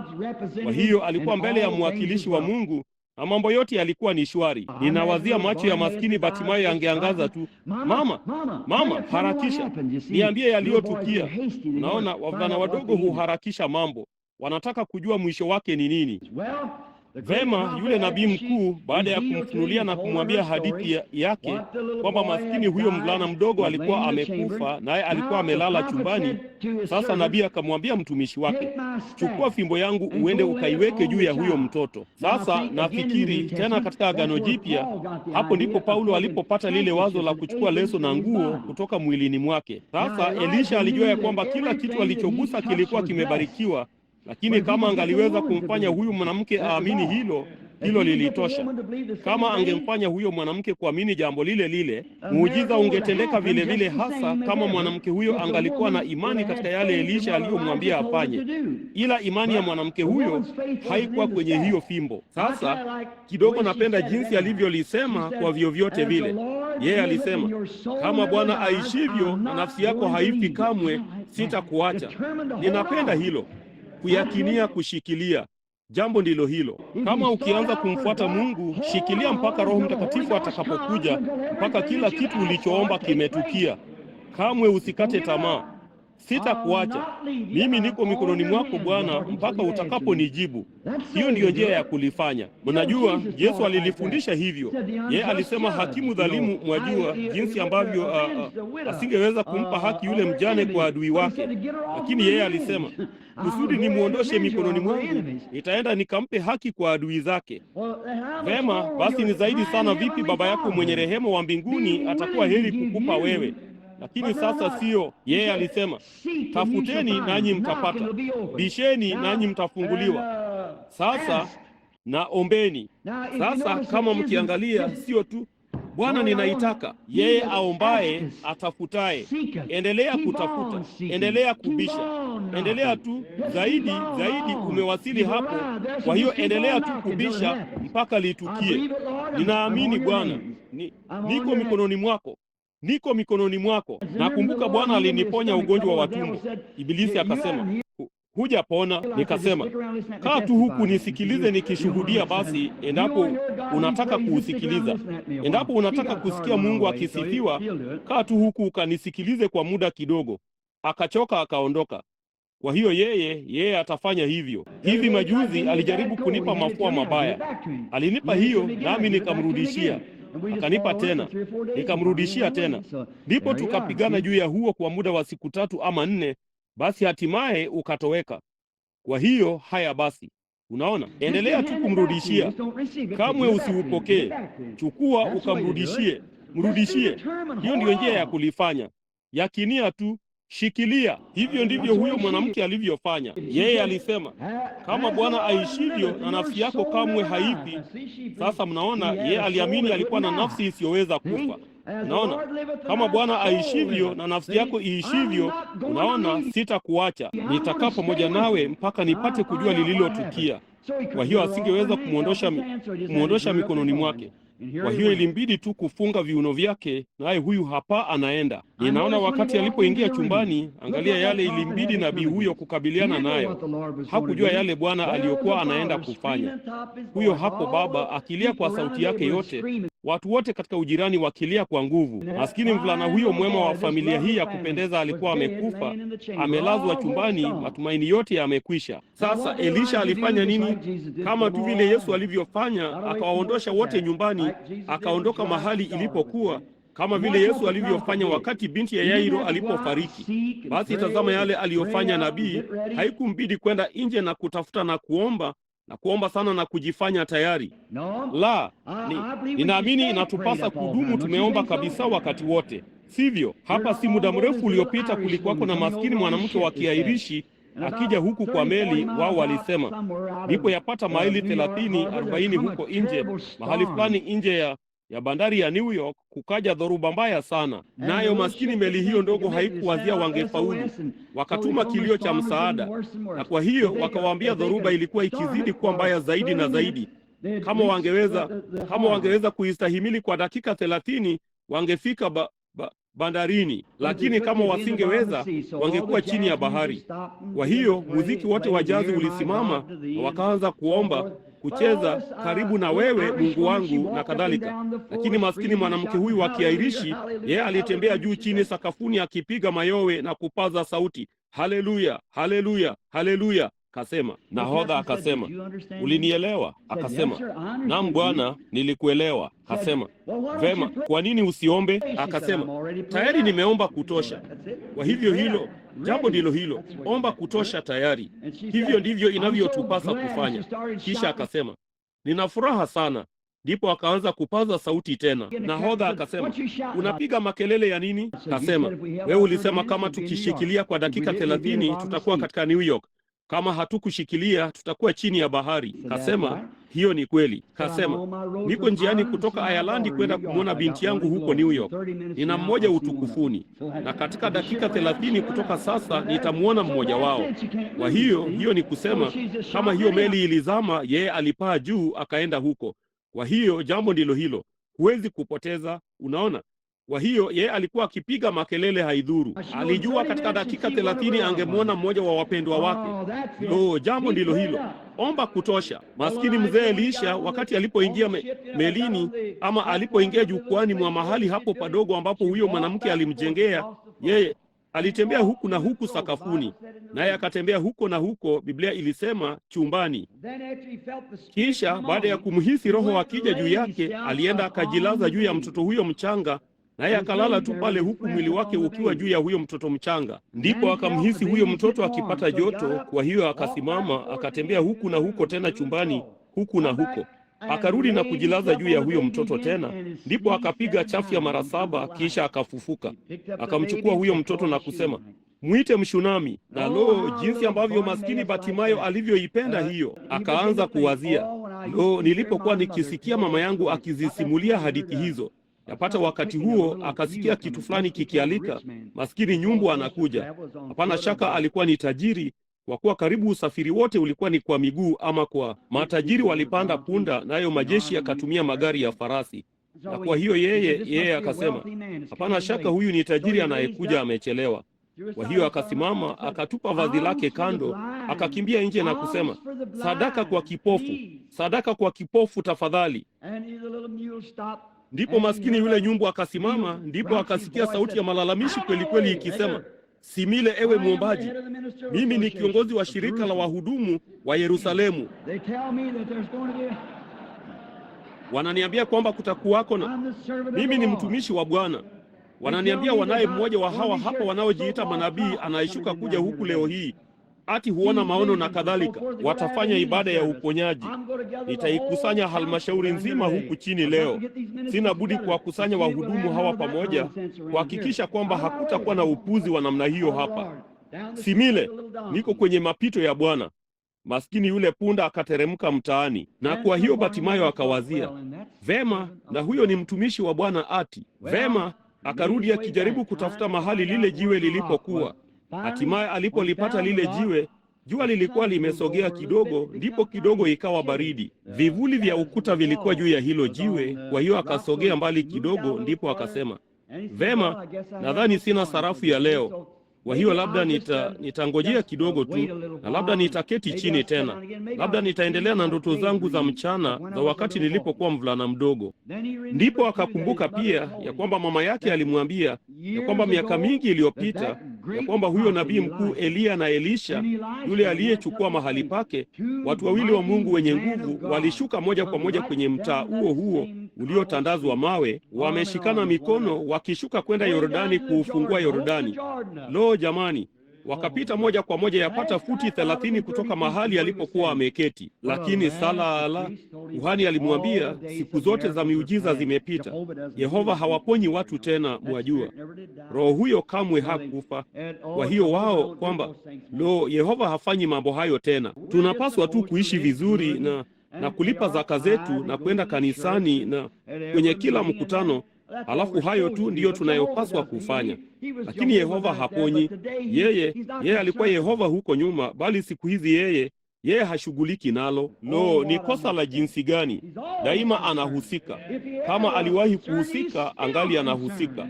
Naam Bwana, hawezi kubadilisha nia zake, hawezi kubadilisha msimamo wake. Angali ni Yehova. Sijali ni wangapi wanaosema ya kwamba yeye amebadilika. Watu wake wamebadilika, bali yeye hajabadilika. Sababu ya sisi kutomwona akifanya mambo hayo ni kwa kuwa hatutamruhusu kuyafanya. Yeye yuko tayari. Tunafikiri tutazimaliza baraka zake karimu. Tunafikiri, vema, nilimwomba Mungu anipe chakula changu cha kila siku. Sipaswi kumwomba mambo mengi kupita kiasi. Jamani, ungeweza kuwazia maskini samaki mdogo yapata urefu huo huko mbali katikati ya bahari hii, akisema, ngoja afadhali ninywe maji haya kwa unyimifu. huenda nikaishiwa siku moja. Ungeweza kuwazia maskini panya mdogo yapata ukubwa huo chini ya yale maghala makuu ya Misri akisema, afadhali nijipimie nusu punje ya ngano kwa siku, huenda nikaishiwa kabla ya mavuno yajayo. Jamani, vema, hiyo ingekuwa, ipige tu hiyo mara bilioni 100, nawe ujaribu kuumalizia wema na rehema za Mungu. Yeye anajaribu kujisukumiza ndani yako kila awezalo. Ombeni kwa wingi ili furaha yenu itimizwe. Anawataka watu wake wawe na furaha, wakiomba mambo makuu, wakiamini kwa ajili ya mambo makuu. Ninyi ni mji uliowekwa kilimani, malengo makuu, matarajio. Vema, rehema. Kama tukimwona kipofu akipata kuona usiku wa leo, ninataka kuona wafu wakifufuliwa kesho usiku. Naam Bwana, nami ninataka naendelea tu kuamini kwa ajili ya mambo makuu. Kanisa lilipoanza kumpokea Roho Mtakatifu na kunena kwa lugha, kwa nini mkakomea hapo? Jamani, endeleeni tu kusonga mbele. Nendeni kwenye nchi ya ahadi. Tuko njiani kwenda kwenye nchi ya ahadi. Hakika usichukue tu jambo moja tu useme, vema, tutanini tu. Umenena kwa lugha, vema, huna baraka kuu mpaka utakapopata. Vema, mnapaswa kuwa maili milioni 1 huko barabarani kutoka hapo sasa hivi. Hakika mambo makuu zaidi, matarajio makuu. Hakika sasa tunaona sasa ya kwamba Batimayo alikuwa ameambiwa ya kwamba siku za miujiza zilikuwa zimepita. Kwa hiyo yeye alisema, sasa vipi kama nilikuwa nimeketi hapa badala ya kumsikiliza mtu huyo aliyejiita mwenyewe leo hii mtumishi wa Mungu? Na hayo aliyosema yalikuwa ni nini? Ati alikuwa akishuka kwenda kuona kitu fulani cha nini? Na shangani kitu gani kinachoendelea huko chini mjini? Vema, kwa vyovyote vile siku za miujiza zimepita, na hao ndio aina ya watumishi aliyo nao Yehova siku hizi. Ati ni tofauti kabisa na vile Eliya alivyokuwa na Elisha. Sasa kama nilikuwa nimeketi kwenye jiwe hili wakati Eliya na Elisha walipopitia pale chini wakishuka kwenda Yordani, na sio mbali sana chini ya pale ninapoketi, ambapo nabii huyo mkuu alipovulia koti lake, joho lake akalikunja pamoja na kuupiga Yordani, nao ukatenganika. Amina. Mamia ya miaka baada ya Yoshua kufanya jambo lile lile. Amina. Hiyo ilionyesha Yehova alikuwa angali yeye yule, maadamu tu yeye anaweza kumfanya mtu kuamini ni yeye yule. Naam, ndipo baada ya kufika ng'ambo ya pili, sasa alikuwa amechoka. Alikuwa amegombana na Yezebeli na hao wengine mpaka kuhusu kujipaka rangi na kutenda maovu, mpaka alikuwa amechoka. Alikuwa anaenda nyumbani. Na kwa hiyo huyo nabii kijana alikuwa amechukua mahali pake. Kwa hiyo alijua ya kwamba ng'ambo tu ya huo mto kulikuwako na gari la farasi limefungiwa kwenye kichaka fulani kule mahali fulani, na yeye alikuwa atafanya safari ndogo ya kwenda nyumbani. Mnaona? Lakini huyo nabii kijana alikuwa akiingojea huduma yake mpya, akiona yale huyu mzee aliyokuwa akifanya. Kwa hiyo alijua ilibidi apachukue mahali pake. Kwa hiyo huyo nabii kijana akashika ono lake, akamwona akipaa juu, akalichukua vazi lake lililokuwa limebakishwa, akaliokota vazi lilo hilo na kuupiga Yordani, kasema, yu wapi Mungu wa Eliya? Lo, jamani, nao ukafunguka tena. Hiyo ni kweli. Yu wapi Mungu wa Pentekoste? Yu wapi Mungu aliyekuwa katika Yesu Kristo? Huduma ina shida gani siku hizi makanisani? Nadhani mlisoma kipande hicho cha gazeti ndiyo kwanza wanitumie. Mtu fulani kutoka humu kanisani alinitumia, ambapo mhudumu huyu wa kiepiskopoli hapa juu alisema kuzaliwa na bikira kulikuwa ni hadithi ya uongo tu, wala hapakuwapo na kitu kama bustani ya Edeni na upuzi huo wote namna hiyo. Mtu huyo hapaswi kuwa mimbarani. La, Bwana. Hiyo ndiyo shida yake siku hizi. Hiyo ndiyo wanawachukua watu wenye elimu namna hiyo kusimama, na wanapata elimu nyingi sana, hawana ujasiri wa kutosha kujua jinsi ya kuishikilia. Hivyo tu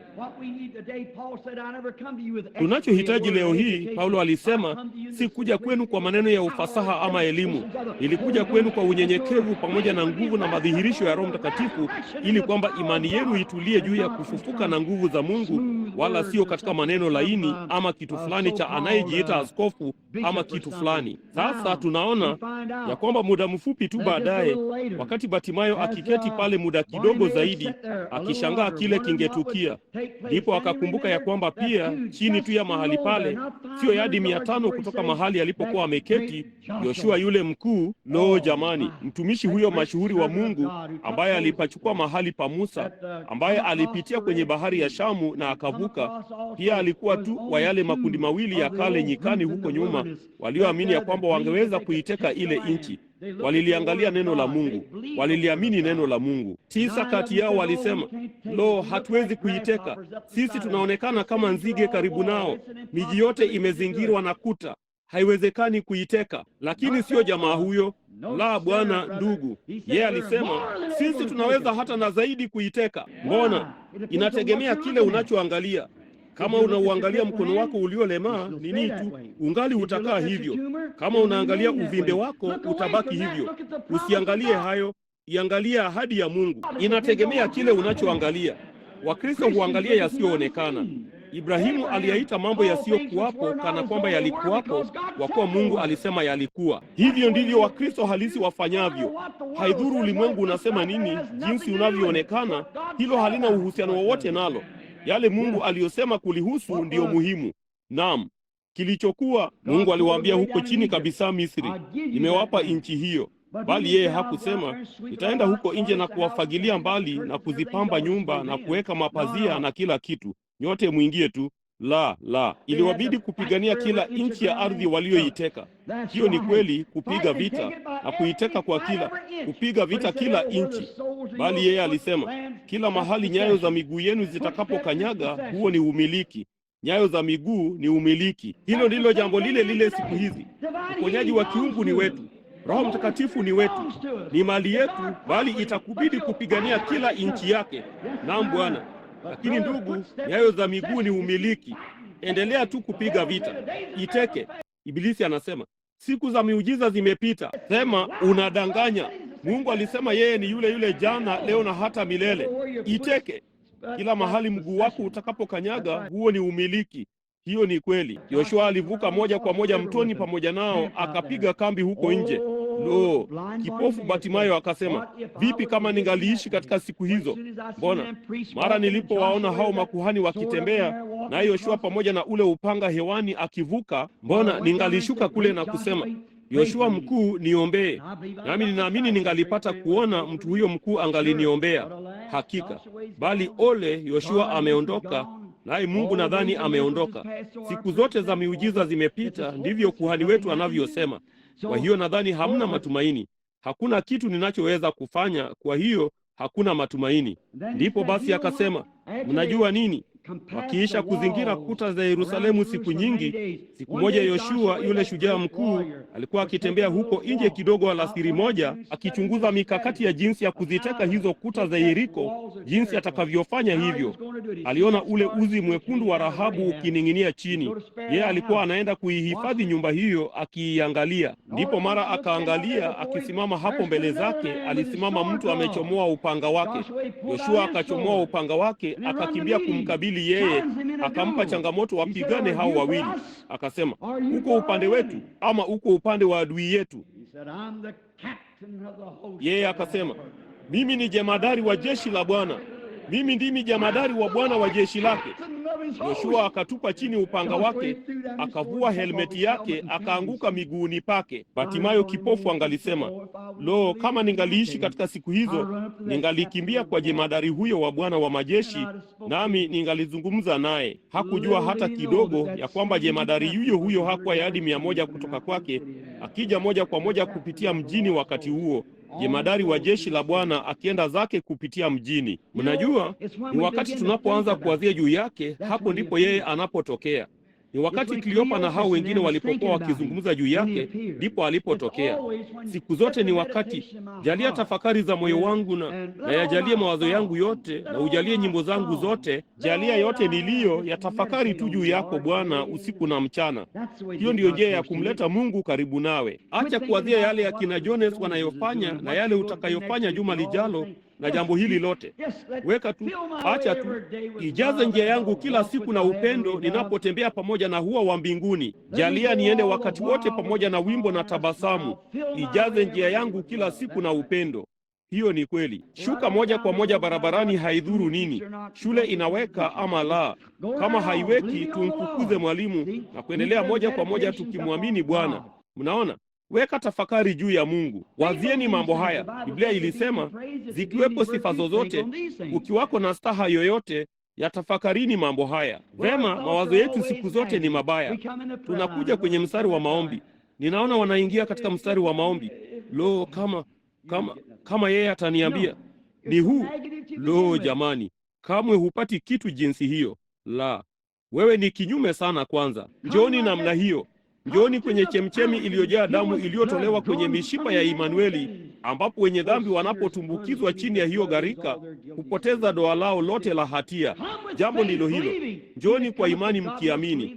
Yeye amjiaye Mungu hana budi kuamini ya kwamba yeye yuko na mtoa thawabu kwa wale wamtafutao kwa bidii. Sitapitia kwenye mstari wa maombi wa Oral Roberts, kisha nipitie kwenye mstari wa maombi wa Tommy Hicks, kisha nipitie kwenye mstari wa maombi wa Osborne na mstari wa maombi wa Allen na mstari wa maombi wa Branham, mstari wa maombi wa fulani, niende kwenye kanisa hili na kanisa lile.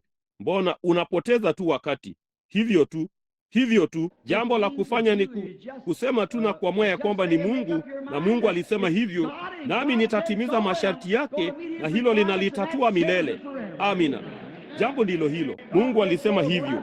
Niende kwa mchungaji wangu niseme, mchungaji, Biblia inatuambia kuwaita wazee, kuwapaka mafuta, kuwaombea, maombi ya imani yatamwokoa mgonjwa huyo. Hayo tu ndiyo yanipasayo kujua. Amina. Nilipata barua kutoka kwa maskini mwanamke mmoja kutoka Ujerumani sio muda mrefu uliopita. Mbona alikuwa amelemaa kwa muda wa miaka 15 kwa yabisi kavu, asingeweza kusogea. Nikamtumia leso. Sisi hutuma maelfu yake kwa mwezi nje, na kwa hiyo akapata barua hii ndogo. Nasi tuna maombi ya pamoja kote ulimwenguni. Kwa hiyo yeye akaisoma hii, ndipo akasema, sasa inasema hapa, kama mchungaji wako hayupo, ama kama yeye ni asiyeamini, usimuite. Naona, lakini endapo kuna jirani mahali fulani ambaye ni mwaminio, mwite mwaminio huyo. Kiri makosa yako yote. Muombe Mungu akusamehe kila kitu ulichofanya. Fanya kila kitu sawa. Kisha omba. Weka hii leso chini ya vazi lako moyoni mwako. Kisha uamini. Kwa hiyo alitimiza masharti yote yaliyotumiwa. Basi alipofanya hivyo, aliuweka mkono wake juu ya moyo wake. Akasema, sasa ewe mzee Ibilisi, umekuwa ndani yangu muda mrefu kutosha. Toka. Huyu hapa anakuja akitembea. Hiyo ni rahisi tu hivyo. Ni rahisi hivyo tu kuamini. Hapa Arizona tulikuwa huko kwa Wahindi wa Apache. Na siku zote niliwasikitikia wa Apache. Nao walikuwa hapo nje usiku huo, na ilionekana kama jeshi lililoketi huko nje, nami nikaanza kuwazungumzia kuhusu Bwana. Nanyi mwajua Mhindi kwa namna fulani yeye ni jamaa wa kipekee. Yeye ni kama nyumbu, hata kula katika zizi lingine. Kwa hiyo akausikiliza, alidhani ulikuwa ni wabandia kwanza. Ndipo akaleta, nikafanyiza mstari wa maombi. Vema, nikasikia mtu fulani huko nje akipiga makelele, Gloria a Dios. Hao walikuwa ni marafiki wangu wa Hispania. Nilijua wangekuwa na mstari wa maombi kama walikuwa karibu, maana wao ni siku zote wana imani ya kuamini. Kwa hiyo walikuwa, bali wao, huu ulikuwa ni kwa ajili ya Wahindi peke yao. Nami nikaangalia kote kule, na jambo la kwanza, yule mwanamke wa Assembly of God kule nyuma alikuwa na misheni ndogo. Nilikuwa nimesimama juu kwenye vipandio namna hii, na wote walikuwa wameketi kuzunguka. Yalikuwa ni mandhari mazuri, na kwa hiyo alikuwa na wengine ndani huko nyuma. Wakamtoa mwanamke wa kwanza. Mara alipojitokeza, vifundo vikubwa sana vya mikono vipana, alikuwa na mtoto mchanga mgongoni mwake katika mbeleko huu mdogo hapa nyuma. Nami nikamwangalia, ndipo nikawazia ningejaribu kupata kibali. Nikasema, vipi kuhusu kunipa mimi huyu mtoto? Hakutaka kufanya hivyo. Kwa hiyo mimi nikiishika tu nia yake. Sasa nikasema, kwa mkalimani nikasema, yeye ana ugonjwa wa zinaa, basi mkalimani akasema hivyo. Akanikodolea macho sana. Nikasema, sasa haukusababishwa na maisha ya utovu wa uadilifu, bali ni kwa jinsi ilimbidi kuishi katika uchafu na kinyaa namna hiyo. Vema, akatikisa kichwa chake. Hiyo ilikuwa ni kweli. Nikamuombea. Aliyefuata alikuwa na glaucoma ya jicho. Wahindi wanayo kwa wingi. Basi nikamuombea huyo. Mwingine aliyetoka alikuwa ni msichana mdogo, naye alikiinamisha kichwa chake namna hiyo. Nikasema, sasa alikuwa ni jamaa mdogo karibu hivyo. Basi ilitokea kwamba alikuwa mmoja wa binti za chifu. Nikasema, sasa huyu msichana mdogo, nikasema, amekuwa na homa, nayo hiyo homa ikamfanya kuwa kiziwi na bubu. Hawezi kuzungumza wala kusikia. Ndipo mkalimani akasema hivyo, na mama, hiyo ilikuwa ni kweli, kila sehemu yake ilikuwa ni kweli. Hao Wahindi wakaanza basi kuangaliana, mwajua. Wakaanza kuona kitu fulani hawakuwa wamekiona kamwe. Naam. Kwa hiyo nikasema, sasa siwezi kumfanya huyu msichana kuzungumza na kusikia, inamhitaji Mungu. Lakini nikasema, hii ni ishara tu ya kwamba yeye yupo hapa, kwamba uwepo wake upo hapa, ametupaka mafuta. Na kwa hiyo nikamshika mkono maskini msichana huyo mdogo, nikasema, Baba wa mbinguni, wao hawatafsiri maombi. Nikasema, jalia pepo huyu kiziwi na bubu amwache mtoto huyu. Ndipo nikamfikia, nami nikafanya hivyo. Akageuka na kuniangalia mimi kwa macho hayo makubwa meusi, nami nikasema, wewe sema Bwana asifiwe. Akasema, lam lam lam lam, ama kitu kingine namna hiyo. Nikasema, atazungumza vizuri zaidi. Mama yake akasema, mazungumzo yake yanakuja vizuri sasa hivi. Naye huyo akaenda. Kwa hiyo basi mazungumzo yake yanakuja vizuri sasa hivi. Ndipo aliyefuata alikuwa ni mama, kisha mwingine alikuwa ni maskini mvulana mdogo aliyekuja huko nje. Nami nikasema, vema, unaamini ya kwamba Mungu unazungumza Kiingereza? La, hakuzungumza Kiingereza. Nikasema, unaamini ya kwamba Mungu atamponya maskini jamaa huyo mdogo? Ndipo akanyosha mkono chini na kumshika juu ya kichwa. Wao wanafujo kweli, mwajua, nazo maskini nywele zake zinakwaruza kama manyoya ya shingoni mwa farasi, na kwa hiyo kumshika namna hiyo. Nikasema, yeye ana makengeza, lakini unaamini ya kwamba Mungu? Akamsikia mfasiri akisema makengeza. Kwa hiyo akamshika juu ya kichwa na kukivuta maskini kichwa chake nyuma. Macho yake madogo yamekaa namna hiyo. Nikasema, sasa kama utaamini ya kwamba Mungu atayanyosha macho yake madogo, nikasema, basi Mungu atafanya hivyo. Ndipo mfasiri, nikasema, sasa enda polepole pole. Hawana sentensi yoyote wala vituo.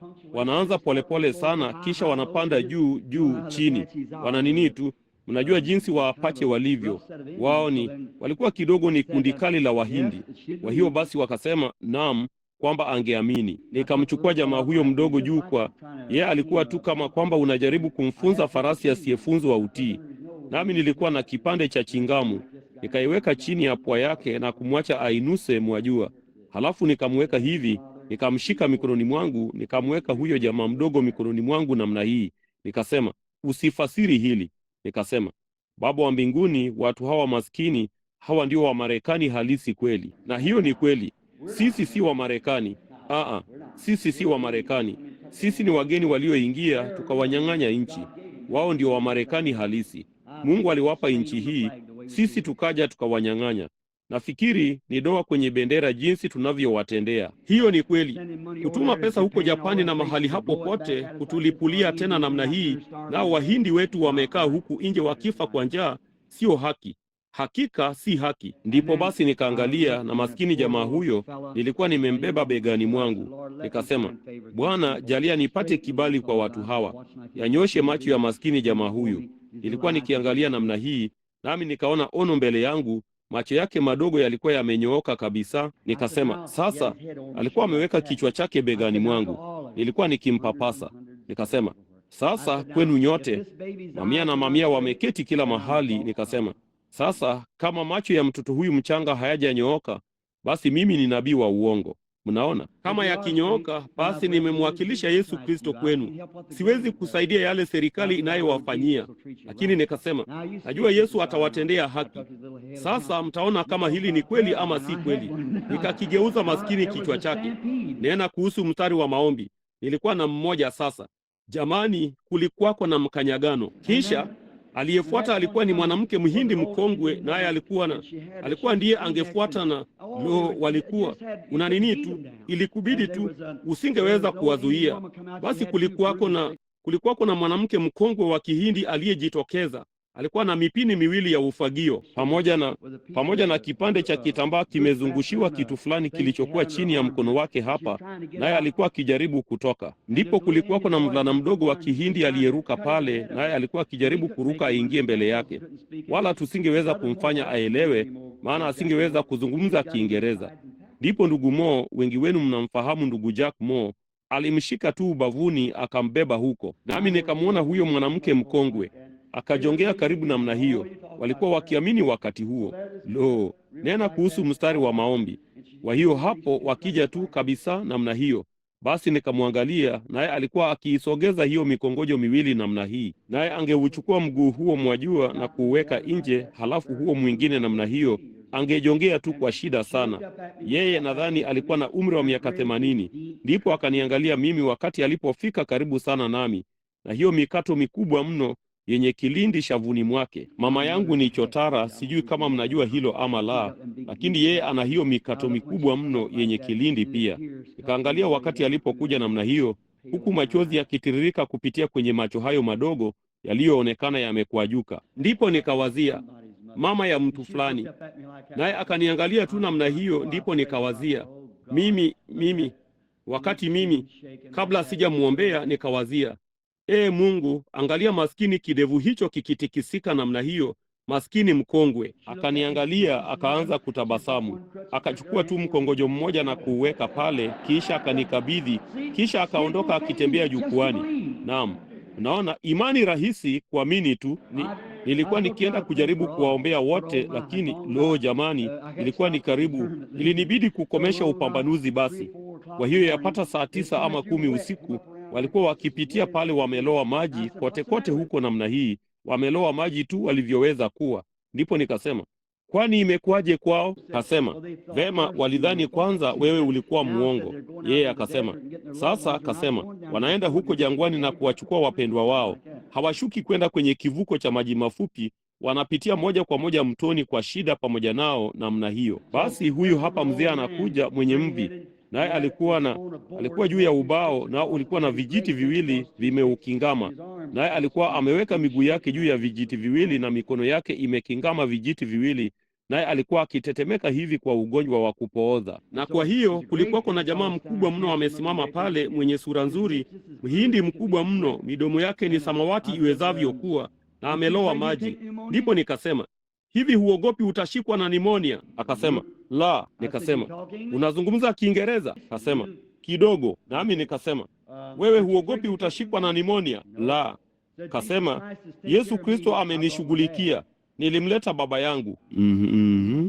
Nikasema, huyo ni ndugu yako? Naam. Nikasema, kama nikimwombea unafikiri atapata afya? Naam. Yeye huzungumza Kiingereza hata kidogo?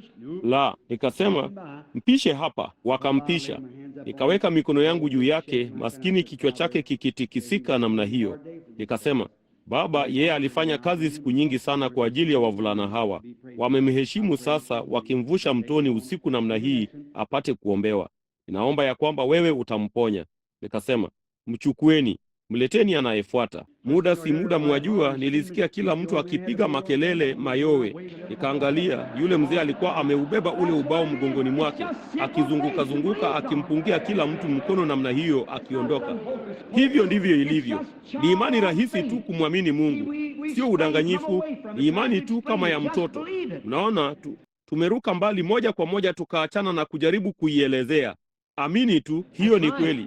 Hivyo ndivyo ilivyo na huyu jemadari mkuu mwenye nguvu wa jeshi la Bwana. Alikuwa hapo usiku huo kama vile alivyokuwa pale. Nanyi mwajua, kuna jambo moja ama lingine kulihusu mahali Yesu alipo. Siku zote unasikia kelele nyingi sana. Sijui ni kwa nini, bali ndivyo ilivyo. Popote unapomwona Yesu unakuta kelele nyingi, wakisukumana na kupiga makelele, na baadhi yao wakipayuka jambo moja kwa sauti kuu, Hosana, Hosana, kwa nabii wa Galilaya. Wengine wakisema, muondoleeni mbali huyo laghai, muondoeni kwenye mji huu, hatumtaki hapa. Na wengine wakimtupia tunda lililooza na labda mayai vivyo hivyo, mwajua, kisha kuendelea. Naye akasema, ni nani anayepitia hapa? Kasema Batimayo, ni nani anayepita? Nao wakamzunguka na kumsukuma nyuma, na labda baada ya kitambo kidogo yeye wakamwangusha chini. Akaketi chini, akaligusa jiwe lake tena. Watu angemsikia mtu fulani akisema, mmoja alikuwa upande wake, mwingine anampinga.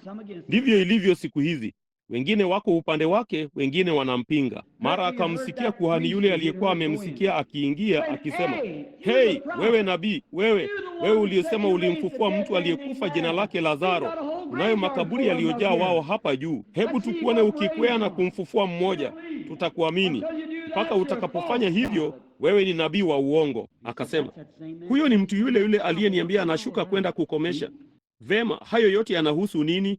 Mnaona? Naye angesema, hebu mtu fulani aniambie, mtu anisaidie, kwa sababu mbona ni nani anayepitia hapa? Makelele haya yote yanahusu nini? Hakuna mtu angalimsikiliza. Basi baada ya kitambo kidogo, hapana shaka ilikuwa ni msichana, alimwona maskini huyo jamaa mzee amelala pale, naye akamsimamisha. Akasema, Bwana, umeumia? La mama. Akasema, laiti ungaliniambia haya makelele yote yanahusu nini. Lo, akasema, Yesu wa Nazareti anapitia hapa. Mbona Yesu wa Nazareti ni nani? Kwani wewe si Mwisraeli? Naam. Vema, unaona mimi ni mtumishi wa Yesu wa Nazareti. Unajua kuna jambo fulani kuhusu mtumishi wa Yesu wa Nazareti. Wao daima wako tayari kumsaidia mtu aliyemhitaji. Siku zote wako tayari kusimama na kumsaidia mtu aliyemhitaji. Watumishi wa Mungu hufanya hivyo. Akasema, mimi ni mwaminio wa Yesu wa Nazareti. Sasa wajua, Yesu huyu wa Nazareti ni mwana wa Daudi ambaye, ati mwana wa Daudi? Mbona ninakumbuka nilikuwa tu nimeketi hapa nikiwazia, na mama yangu aliniambia ya kwamba mwana wa Daudi angekuja siku moja. Naam, huyo ndiye yule nabii wa Galilaya. Ati nabii? Naam. Kasema, unamkumbuka mtu yule hapa chini mjini wanayemuita Zakayo, mfanyabiashara? Naam, ninamkumbuka vizuri sana. Aha, amenipa mimi hela hapo kabla. Vema, asubuhi ya leo, unamjua Rebeka mkewe? Naam, ninamkumbuka Rebeka. Vema, Rebeka amekuwa akiomba, akijua ya kwamba Yesu alikuwa akija mjini. Mbona alikuwa akiomba ya kwamba mumewe angempokea yeye kama mwokozi wake. Naam, endelea kuzungumza. Vema, asubuhi ya leo Zakayo alikuwa akitoka kwenda kumwona, wala hakutaka Yesu amuone. Kwa hiyo akashuka mbio pembeni mwa barabara kuu ya Haleluya, ambapo inapiga kona kwenye barabara ya utukufu hapa chini, naye akachukua mtungi wa takataka na kuuweka chini, kisha akapanda juu ya mkuyu, akaketi chini mahali matawi mawili yanapokingamana. Naye Rebeka alimwambia ya kwamba sasa wewe ni Myahudi, nawe unajua ya kwamba atakapokuja Masihi yeye atakuwa ni nabii, atakuwa ni Mungu nabii, maana Musa alisema, Bwana Mungu wako atamuinua nabii aliye kama nilivyo mimi. Lakini unamjua Zakayo vile hasa, yeye ni mmoja wa wafanyabiashara hapa mjini, naye anaegemea sana pamoja na yeye na rabii hucheza karata pamoja, nao wana nini yao, unajua nini yao kwenye mambo ni sawa kabisa. Kwa hiyo wao rabii na hao wote wamesema jamaa huyo asiaminiwe, maana yeye hakuwa nabii. Kwa hiyo Zakayo alitaka kuona kama yeye alikuwa. Kwa hiyo anapanda mti huu, naye akachukua matawi yote, kisha akayavuruta yote kumzunguka hivi, akajifunika nayo. Naye alikuwa na jani moja kubwa la mtende aliloliinua juu apate kumuona. Wakati alipopiga kona pale kwenye barabara ya utukufu wa jua kumuona akikaribia, kwa hiyo akaketi hapa juu ya mti, amekaa juu kabisa, wala hakuna mtu aliyejua alikuwa huko juu. Naye akasema, sasa nitaona kama yeye ni nabii, nami nitamwangalia usoni mwake, nitajua kama yeye ni nabii ama siye. Ninajua jinsi nabii anavyopaswa kuonekana. Nao wanafunzi wote wakatokea kwenye kona, naye huyu hapa yule mvua samaki mkubwa anakuja akisema, mwaweza kurudi nyuma tafadhali, bwana wetu amechoka sana. Tunasikitika inatubidi kufanya jambo hili, bali mwaweza kurudi nyuma tu kwa dakika moja, mumwache apite. Yeye anaenda kwa Levinsky kwa ajili ya chakula cha kutwa, kwa hiyo itawabidi kunini kwenye ule mkahawa hapa juu, mnaona. Kwa hiyo itawabidi kurudi nyuma. Nasikitika inatulazimu kufanya jambo hili, lakini hakika natumaini hakuna Levinsky hapa. Kwa hiyo basi, kwa vyovyote vile, ilimaanisha tu, niliwaambia ilikuwa ni mchezo wa kuigiza tu. Kwa hiyo kupitia pale na kuwaambia, mwajua, rudini nyuma kidogo tu, nao hawa hapa wengine wanakuja. Naye akainua jani lake na kuangalia nje, akasema, akina nani wale? Lo, hawa wanapaswa kuwa ni wanafunzi wake Rebeka aliyoniambia habari zao. Nitangojea kwa dakika moja tu. Ndipo baada ya kitambo kidogo akaliinua lile jani tena, akasema, sasa hebu tuone kama nimefunikwa vizuri. Naam, nimeketi kwenye matawi mawili. Hapo ndipo njia mbili zinapokutana, na hapo ndipo watu wengi huketi, ambapo njia yako na ya Mungu hukutana. Hiyo ni kweli. Huna budi kufanya uamuzi kutoka papo hapo. Kwa hiyo alikuwa ameketi kwenye tawi hili, mwajua, naye akaangalia, na baada ya kitambo kidogo kwa namna fulani akaona mahali patupu. Ndipo baada ya kitambo kidogo akaangalia wakipiga kona, akaliinua jani lake polepole na kuangalia nje, akachungulia kutoka chini ya pembe lake. Nanyi mwajua nini? Akamwangalia yeye usoni, na mara alipomwona kwa uso, yeye alisema, kuna kitu fulani tofauti kidogo kumhusu mtu huyo. Ninaweza kumsikia jinsi alivyozungumza na jinsi alivyokuwa na huruma. Yeye alikuwa ni tofauti, lakini mnajua, ingenibidi kujua ya kwamba yeye alikuwa ni nabii, kwa sababu kama yeye si nabii, basi yeye siye Masihi, kwa sababu Musa alituambia ya kwamba huyo Masihi angekuwa ni nabii. Kwa hiyo nimempumbaza sasa, nimemwangalia vizuri, ninarudi kumwambia Rebeka, mnajua lile ninalowazia vizuri kufanya, kuruka kutoka kwenye mti huu na kumkemea kweli kweli.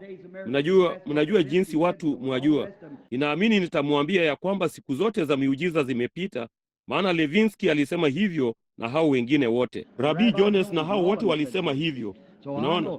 Kwa hiyo mimi ninaamini nitafanya hilo, lakini afadhali nitulie, maana nimejifunika vizuri sana. Kwa hiyo akatembea, kasema, na jina lako ni nani Bwana? Mimi ni Batimayo. Vema, Batimayo. Yeye alitembea mpaka akafika moja kwa moja chini ya mti. Ndipo wakati alipofika chini ya mti akasimama, akaangalia juu, kasema, Zakayo, shuka mara moja, ninaenda nyumbani pamoja nawe kwa ajili ya chakula cha kutwa. Batimayo, ungeamini huyo alikuwa ni mwana wa Daudi? Naam, hivyo ndivyo yeye atakavyofanya. Yuko wapi? Tayari amefika mbali sana kule barabarani sasa. Akaruka juu na kulitupa koti lake chini. Yesu, ewe mwana wa Daudi, unirehemu, unirehemu. Yesu, ewe mwana wa Daudi, unirehemu. Naam, unirehemu. Nafasi yake ya mwisho, huyo hapo akipita, tayari alikuwa amepita. Basi angewezaje kamwe kumsikia maskini mzee huyo kipofu asiye na maana? Nao watu wakasema, keti chini, keti chini. Usiwe ukipiga mayowe namna hiyo, keti chini. Yeye ameshuka barabarani. Ndipo hapana shaka ilikuwa ni kwamba Batimayo alisema, yeye ni Masihi, ninajua ndiye. Jinsi pekee nitakavyoweza kumshika sasa, kama yeye yuko huko chini, ninajua ya kwamba Masihi ajapo, yeye atatuambia mambo yote. Tunajua ya kwamba yeye atakuwa ni nabii. Kwa hiyo hapana shaka alianguka magotini mwake na kusema, Yehova Mungu, kama huyo ndiye Masihi, huyo ni mwanao, ninaomba ya kwamba wewe utamsimamisha. Jalia anirehemu. Ndipo Yesu akasimama. Ilikuwa ni kitu gani? Si sauti yake iliyomsimamisha, bali imani yake ilimsimamisha. Angalieni, imani yako imekuokoa. Mnaona? Angalieni, pamoja na mizigo yote ya ulimwengu, yeye alikuwa akienda moja kwa moja Yerusalemu kusulubiwa. Yeye alijua hivyo.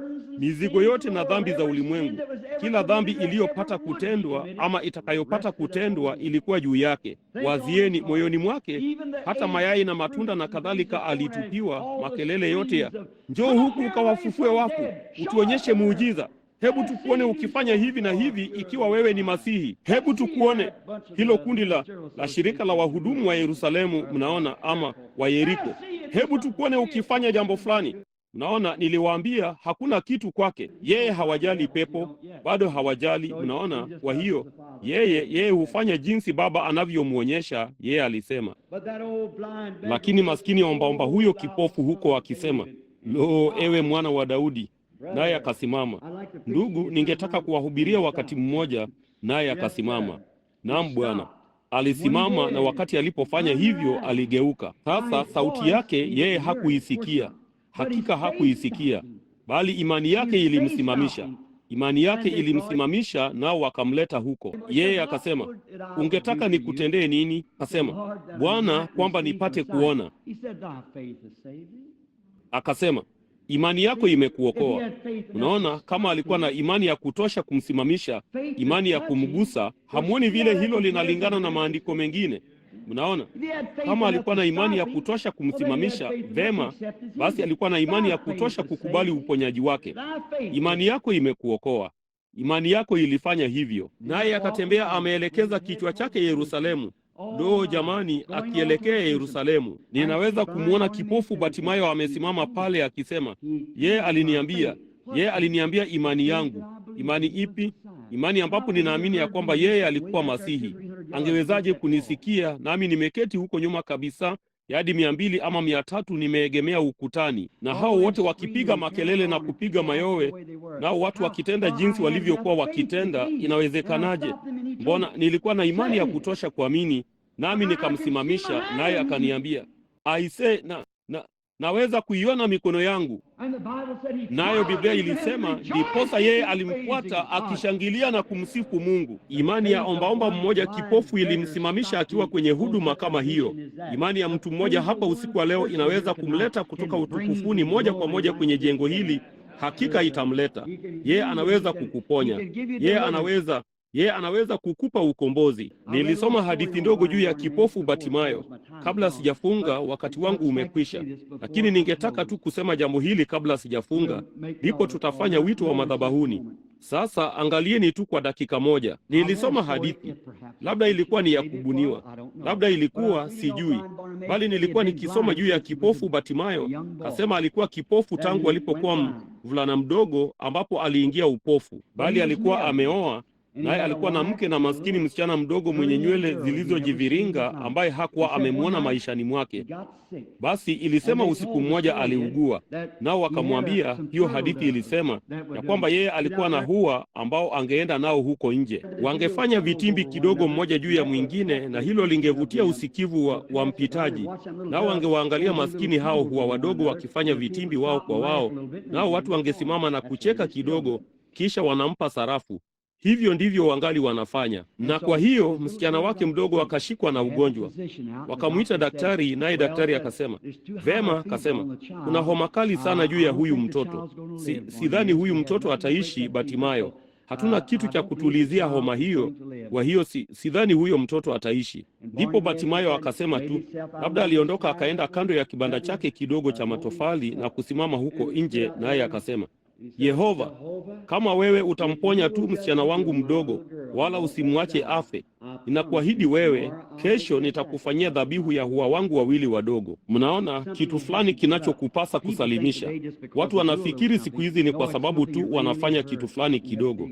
La, ni kitu fulani ambacho kweli kinaumiza, kitu fulani kinachokubidi kuchimbua chini kabisa kukipata.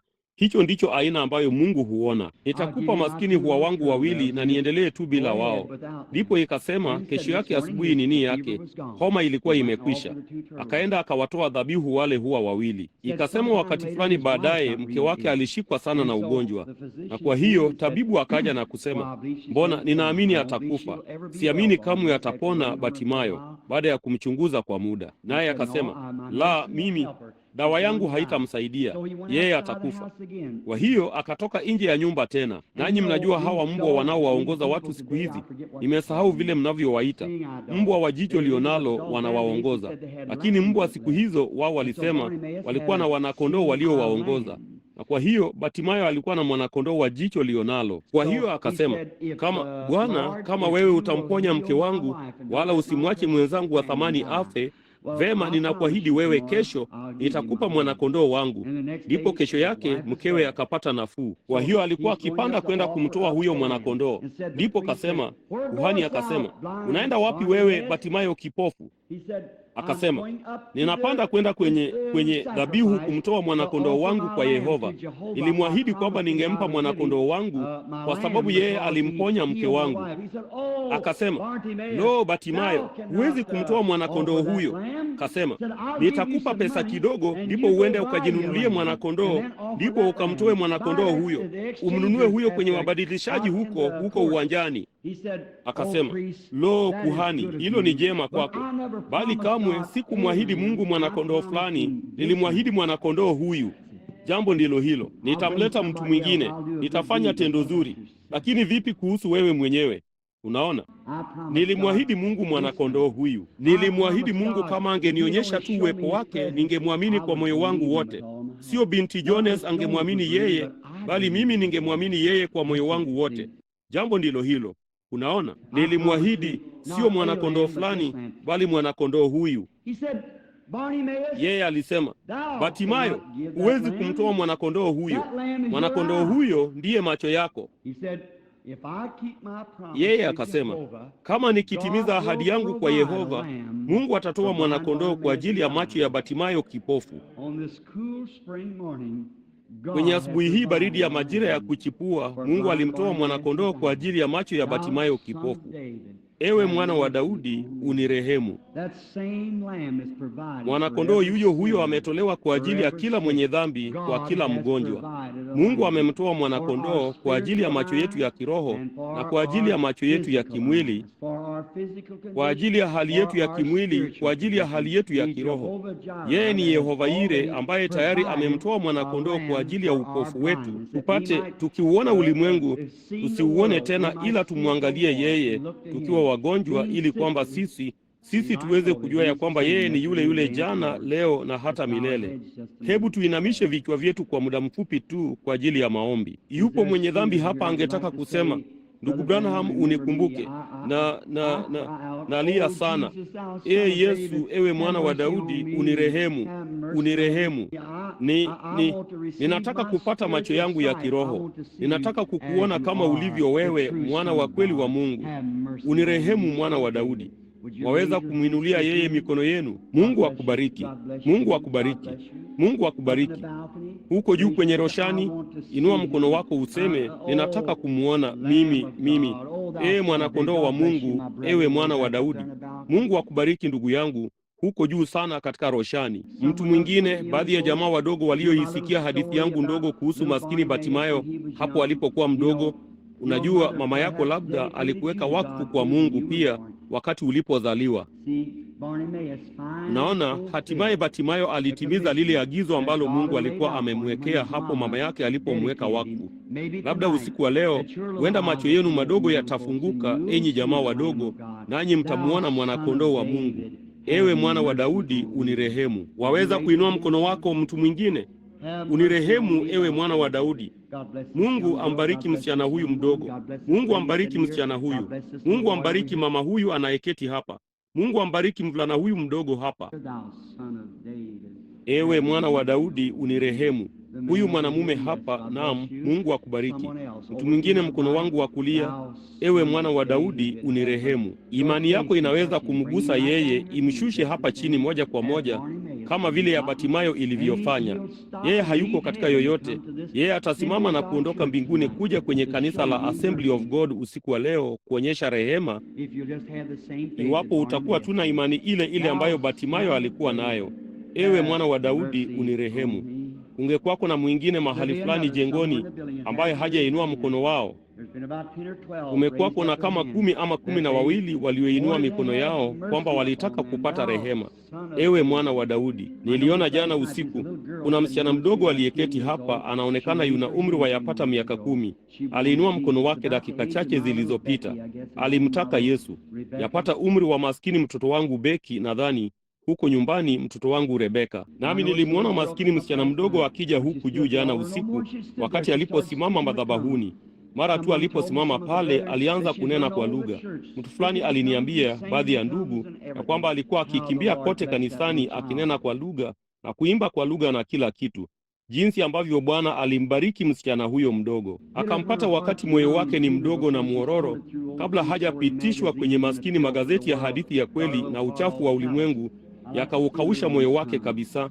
Ninapenda kuona watoto wadogo wakija. Mungu, uyaweke maisha yako wakfu kwake. Yeye atakutendea jambo fulani pia, kipenzi. Hakika atakutendea. Mtu mwingine sasa, kabla hatujaomba. Bwana, ewe mwana wa Daudi, unirehemu. Baba yetu wa mbinguni, ninawakabidhi kwako. Waliinua mikono yao. Wao ni watoto wako kwa imani katika Yesu Kristo. Wanajua ya kwamba wewe upo hapa Baba. Wanajua ya kwamba wewe ni mwana wa Mungu. Wanaamini sasa ya kwamba kwa kuwa wewe ulisema nao mioyoni mwao ya kwamba wako tayari kukupokea wewe kama mwokozi wao, kwa sababu ilikubidi kuzungumza kwanza. Hakuna mtu awezaye kuja kwangu, alisema Bwana Yesu, asipovutwa na Baba yangu kwanza, na wote alionipa Baba watakuja. Na sasa Bwana, wao wanakuja usiku wa leo juu ya msingi wa damu iliyomwagika ya Bwana Yesu.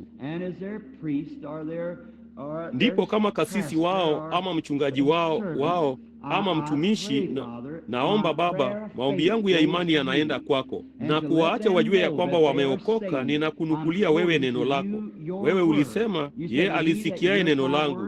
Nimeendelea kulinukuu kwa saa moja iliyopita ama zaidi. Yeye ayasikiaye maneno yangu na kumwamini yeye aliyenipeleka wakati uliopo, uzima wa milele, wala kamwe hataingia hukumuni, bali tayari amepita kutoka hukumuni kuingia uzimani. Baba, hivyo ndivyo wewe ulivyosema. Waliinua mikono yao ya kwamba waliliamini, nao waliliamini, wamelipokea.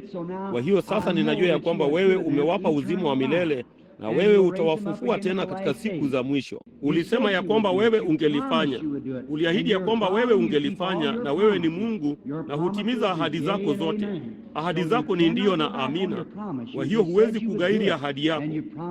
Wewe ulisema ungelifanya na ukaahidi kulifanya. Sasa Baba, ninaomba ya kwamba wewe utawapa ujasiri kuwafanya wajue ya kwamba Roho huyo aliyekuwa karibu nao akisema, mtoto, umekosea, unapaswa kunipokea usiku wa leo. Nitasimamisha ratiba yangu yenye shughuli nyingi na kugeuka na kusema, dhambi zako zimesamehewa. Nenda na usitende dhambi tena. Kama vile umesema mara nyingi sana, wewe utawaambia usiku wa leo, kwa sababu wamefanya uamuzi wao. Sasa Baba Mungu, ninaomba ya kwamba wewe hutamwacha mmoja wao. Siamini ya kwamba waliinua mikono yao kwa kusema tu kuinua mikono yao. Ninaamini walikuwa ni waaminifu, kweli walilimaanisha. Na sasa ninawakabidhi kwako na kuomba ya kwamba wewe uzisamehe dhambi zao zote. Ninawaombea kwa moyo wangu wote ya kwamba wewe utawasamehe dhambi zao, kila mwenye dhambi humu ndani, kwamba wewe utasamehe dhambi zao zote. Baba, kundi hili dogo ninataka kukutana nao kule kwenye ile sikukuu ya unyakuo tutakapokusanyika, niwaone wakija kutoka taifa hadi taifa wakikusanyika. Sisi tulio hai na tuliosalia hatutawatangulia wale waliokwisha kulala mauti. Parapanda italia na waliokufa watafufuka kwanza, ndipo tutakutana nao, kisha tunyakuliwe pamoja nao kumlaki Bwana hewani, na hivyo tuwe pamoja na yeye milele. Bwana, ninajua ya kwamba wewe ulisema hivyo katika kitabu cha Wathesalonike mlango wa 5, nami ninajua kwamba ni kweli, nami nitakutana nao kabla hatujakutana nawe. Kwa hiyo tuna furaha sana kwa ajili ya hili. Nasi tunaamini sasa ya kwamba, ninaamini kwa moyo wangu wote ya kwamba kwa sababu waliinua mikono yao, na kwa sababu kwamba nimeomba na kuuliza na kufuata mwongozo wa Roho vizuri nijuavyo mimi, ya kwamba wamesamehewa dhambi zao. Sasa wana furaha kwa ajili yake Bwana. Sasa kuna jambo moja zaidi ulilowaagiza kufanya. Yeye atakayenikiri mimi mbele ya wanadamu, huyo nitamkiri mbele ya Baba yangu na malaika watakatifu. Huu utakuwa ni usiku ambao kamwe hawatausahau vijana hawa, kukumbuka kwamba mtoto Batimayo aliisikiliza hadithi ya mama yake na kujua ya kwamba siku moja Mungu alimtumia, na hii ndiyo saa ambayo wewe unawatumia na kuwaingiza katika ufalme wako. Walio na umri mkubwa zaidi walioinua mikono yao, hao walikuwa ndiyo, labda kama Batimayo baadaye aliyekuwa kipofu lakini akafunguliwa macho yake ya kiroho. Sasa Baba, ninaomba ya kwamba wewe utawafanya wawe watoto wako usiku wa leo, nao watajiunga na kanisa zuri na kubatizwa kwa ubatizo wa Kikristo na kumpokea Roho Mtakatifu. Tujalie Bwana. Sasa huku vichwa vyenu vimeinamishwa, nitaona na kuwauliza ninyi ambao mlikuwa waaminifu sana, kama mnaniamini kuwa nabii wa Mungu ama mtumishi wake, hasa kama mnaniamini mimi kuwa mtumishi wake kwa moyo wenu wote, nanyi mnaamini ya kwamba nimewanukulia ile kweli, mlilisikia neno. Yeye alisikiaye neno langu, Yohana Mtakatifu 5:24, na kumwamini yeye aliyenipeleka. Nimelihubiri neno. Ulimwamini Mungu, nawe ukainua mkono wako ya kwamba ulikuwa mwenye dhambi, wala hukutaka kuwa mwenye dhambi tena. Basi Mungu alisema, hakuna mtu awezaye kuja kwangu asipovutwa na Baba yangu. Basi ni kitu gani kilichouvuta mkono wako juu? Mungu. Ulifanya uamuzi wako. Vema, sasa yeye alisema nini? Yeye anijiaye mimi sitamtupa nje kamwe. Basi wewe ni Mkristo iwapo kweli ulimaanisha hilo. Nyinyi wavulana na wasichana wadogo, nanyi wenye umri mkubwa zaidi katika umri wenu wa makamu na utineja wenu, ninyi nyote ninyi ni Wakristo mnapoliamini. Sasa kunalo jambo moja bado hamna budi kufanya. Kama kweli unaamini hilo kwa moyo wako wote, nitakuomba usimame tu kwa miguu yako na kusema hivi kwa kusimama. Haikubidi kusema neno moja, lakini simama tu upate kushuhudia kwa watu ya kwamba sasa nakiri dhambi zangu zote na kumkubali Yesu Kristo kama Mwokozi wangu. Sasa ninyi ambao mmemkubali hivyo, simameni kwa miguu yenu. Vipi kuhusu jambo hilo, msichana mdogo uliyekuwa umeketi hapa? Unaamini yeye ni Mwokozi wako? Hiyo ni kweli. Simama papo hapo kipenzi. Mvulana mdogo huku, yeye ni vema. Nyinyi huko nyuma, ninyi huko juu kwenye roshani, mvulana mdogo na msichana huko kwenye roshani, Sawa. Popote jengoni sasa ambaye umemkubali Yesu kama mwokozi wako, simama. Yeye atakayenishuhudia mbele za watu, yeye anishuhudiaye mbele za watu, huyo nitamshuhudia mbele za Baba yangu na watakatifu. Sasa kunao baadhi yenu watu wenye umri mkubwa mlioinua mkono wenu. Hawa hapa, mmoja, wawili, watatu, wanne. Ninawaangalia watoto wanne wamesimama juu ya hadithi yangu ndogo usiku wa leo ya Batimayo. Sasa vipi kuhusu baadhi yenu nyinyi mlio na umri mkubwa ambao mliinua mkono wenu? Hivi nyinyi mnaona jinsi maskini mioyo yao ilivyo miororo? Wanaamini na kwa hiyo wananini tu, wanasimama ili kumkubali yeye. Hivi mnaamini wamesamehewa? Hakika wamesamehewa, hakika wamesamehewa. Sasa baadhi ya wengine wenu wanaotaka kumkubali na kusema nitashuhudia hadharani. Biblia ilisema wote walioamini waliongezwa kwa kanisa. Mnaamini ya kwamba Yesu anasamehe dhambi zenu usiku wa leo? Simameni kwa miguu yenu pamoja na watoto hawa. Ni wangapi watakaofanya hivyo sasa hivi? Vema, Mungu awabariki. Mvulana huyo aliye kwenye kiti cha magurudumu, mvulana huyu hapa, msichana huyu hapa, mama huyu, hilo ni zuri. Sawa. Mtu mwingine aseme ninamkubali yeye sasa hivi juu ya sasa. Usinini, hakuna hisia, sitafuti hisia, ninatafuta kwa sababu yeye aliniahidi. Yeye ayasikiaye maneno yangu na kumwamini yeye aliyenipeleka yuna uzima wa milele, wala hata ingia hukumuni, bali amepita kutoka mautini kuingia uzimani. Juu ya misingi hiyo, katika dhambi zako zilizoungamwa na kutambua ya kwamba wewe ni mwenye dhambi, basi utasimama na kumkubali yeye kama mwokozi wako. Simama. Mmoja, wawili, watatu, wanne, watano, sita.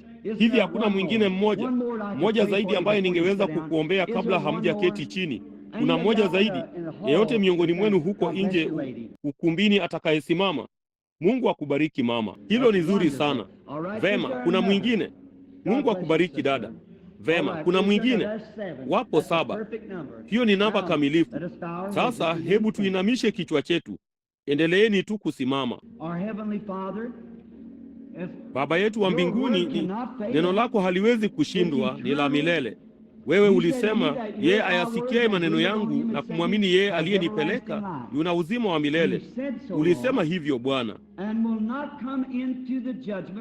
wala hata ingia hukumuni ama kuhukumiwa hukumuni, bali amepita kutoka mautini kuingia uzimani, kwa sababu wamemwamini Bwana Yesu Kristo, kwamba yeye alikufa badala yao akizichukua dhambi zao, na kupitia kwa maovu yao wanafanywa haki ya Mungu kupitia kwa Yesu Kristo.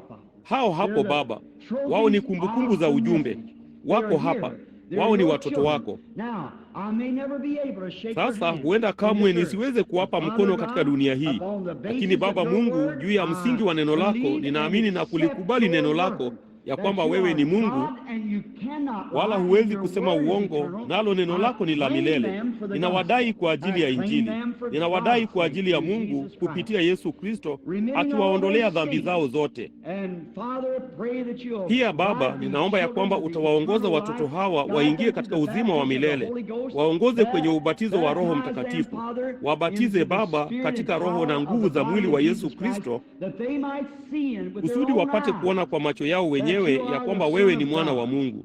Wameliamini kwa imani sasa na kulikubali, na juu ya misingi hiyo ulisema waliokolewa. Ninawaombea na kuwakabidhi mikononi mwako katika jina la Yesu Kristo. Sasa unapowaona watu wakisimama, inua kichwa chako. Wale wanaosimama, ninawatakeni muwape mikono wanapoketi chini. Huko juu kwenye roshani kule, papa hapa, mwajua, enyi Wakristo mlio karibu nao sasa, ninyi mnapoketi, wapeni tu mkono, mseme Mungu akubariki. Mpe mkono mvulana huyu mdogo hapa. Mungu aubariki maskini moyo wake hapo. Baadhi yenu akina mama mnaoketi hapo, papa hapa, hiyo ni kweli. Mungu awabariki. Mungu akubariki ndugu mwenye mguu uliovunjika hapo. Usijali, utakuwa sawa. Nilijua hilo siku chache zilizopita usiku, kwa hiyo kamwe usijali hilo. Uko sawa. Kwa hiyo huko juu kwenye roshani wote, ninaona ni wote. Vema. Lo, si yeye ni wa ajabu? Yesu, ewe mwana wa Daudi, unirehemu. Aisee, ndugu Branham, unaamini hiyo kuwa ni kweli? Mbona hakika ninaamini hiyo kuwa ni kweli. Nisingesimama hapa na kuhubiri kitu fulani nisichokiamini. Ninapata matatizo wakati wote kwa kuhubiri mambo ninayoamini. Hivyo ndivyo linavyoishia. lakini ninaliamini kwa kuwa Mungu alisema hivyo, na hilo latosha kwangu mimi. Ninaamini ni kama tu kwamba watu hao, msichana huyo mdogo, wavulana wadogo, na hao watu hapa walimuita kutoka utukufuni, kama vile tu Bartimayo kipofu alivyomsimamisha akienda zake. Mnaamini hilo? Ni wangapi wenu walio wagonjwa? Inueni mikono yenu walio wagonjwa na wahitaji. Amina. Ni wangapi wanaoamini ya kwamba Mungu yule yule? Sijui. Vema. Mimi kitu fulani kilinigusa basi. Yeye yupo hapa. Malaika wa Bwana mnayemuona kwenye ile picha, Mungu akiwa ni hakimu wangu kwenye siku ya hukumu, mtajua yeye yupo papa hapa sasa. Hiyo ni kweli. Malaika wa Bwana yupo hapa. Mtu fulani mahali fulani anateseka. Wao wana nini? Wana imani. Kitu fulani kimejongea. Mtu fulani amefanya jambo fulani mahali fulani, ama ametenda jambo fulani.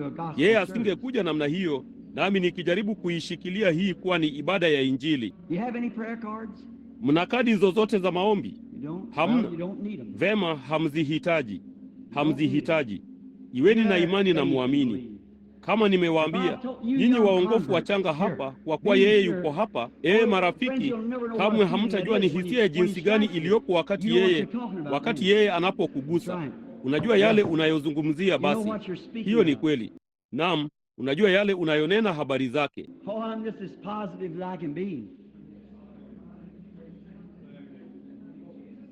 Lo, nina hakika tu kadri niwezavyo kuwa. Iweni na imani sasa. Aminini tu.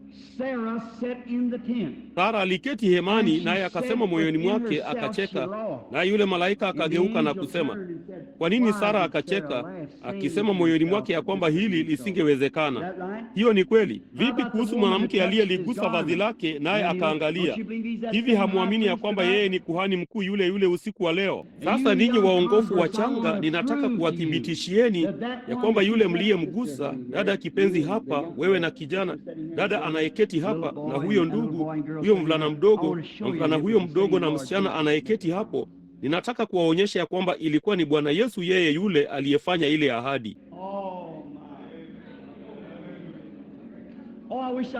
Lo jamani, laiti ningalijisikia hivi wakati wote. Kweli, mwaminini Mungu. Ombeni ninyi nyote, iweni tu katika maombi. Nitawapa kisogo. Yule malaika wa Bwana alifanya nini? Kuwaonyesha tuko katika siku za Sodoma, kuwaonyesha tuko katika siku ya mwisho, ya kwamba nchi hii hapa ni Sodoma mambo leo, kuwaonyesha ya kwamba yule malaika wa Bwana angali ni malaika wa Bwana. Sasa hamna kadi za maombi, kwa hiyo hatutakuwa na mstari wa maombi, lakini haiwabidi kuwa na kadi za maombi. Jambo pekee ninalowaomba kufanya ni kuamini ya kwamba nimewaambia kweli ya Injili na ni Mungu. Nitawaangalia wahudumu hawa hapa nyuma. Mnaamini hili ndugu? Kwa moyo wenu wote mnaamini ile Injili nimekuwa nikihubiri ni ya kweli? Mungu aibariki mioyo yenu. Kuna hisia nzuri sana nyuma yangu, imani yenu ndugu. Wakati mwingi juma hili imetokea kwamba nimechanja na kukatakata na kila kitu kingine. Sitaki mfikirie nimewaudhi. Ninawapenda. Ninyi ni ndugu zangu, lakini ninyi wenyewe mnajua ya kwamba kanisa linaondoka. Hatuna budi kulirudisha. Hatuna budi kulirudisha. Sasa hii hapa, yupo mwanamke mbele yangu.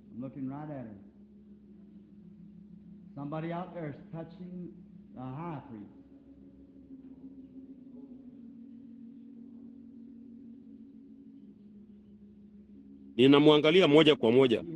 Mtu fulani huko nje anamgusa kuhani mkuu. Ninaiona sura yake hapa. Hebu kidogo. Mtu fulani alimgusa yeye sawasawa na vile mwanamke alivyomgusa Bwana wetu Yesu. Hivyo ndivyo mwanamke huyu amefanya. Nami ninatenda tu mahali pake. Mnaona? Hivi nyote mnaelewa?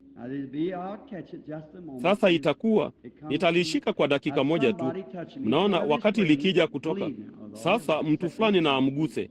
Kila mmoja wenu anaomba. Amini sasa kwa moyo wako wote. Ketini kimya kabisa, aminini. Yes, sir. It's a lady sitting right over there in a corner. Naam Bwana. Yes. Ni mama anayeketi moja kwa moja hapo pembeni. Naam, hiyo ni kweli. Unayo kadi ya maombi? La, wewe. ninajua huna kadi ya I don't maombi. know you. Sikujui mimi, God does Mungu know you. anakujua.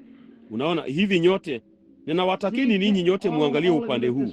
Hivi hamwezi kuiona ile nuru imening'inia juu ya yule mwanamke pale? Mnaiona ile ndogo hapo hapo juu yake? Mnaiona ile nuru inayoonekana ya kiajabu imening'inia juu yake pale? Sasa angalieni, inafunguka. Huyo mwanamke amechunguzwa na daktari wa namna fulani, nao wakamwambia alikuwa na uvimbe namna fulani, anangojea upasuaji, bali hatapokea huo upasuaji. Anajaribu kumtumainia Bwana kwa ajili ya uponyaji wake. Hiyo ni kweli. Inua mkono wako mama. Sasa enyi waongofu wachanga, yule mama anayeketi papo hapo karibu naye hapo, alionekana kuwa ni nuru ile ilijongea moja kwa moja juu ya mama huyo anayeketi papo hapo karibu naye. Hiyo hapo tena.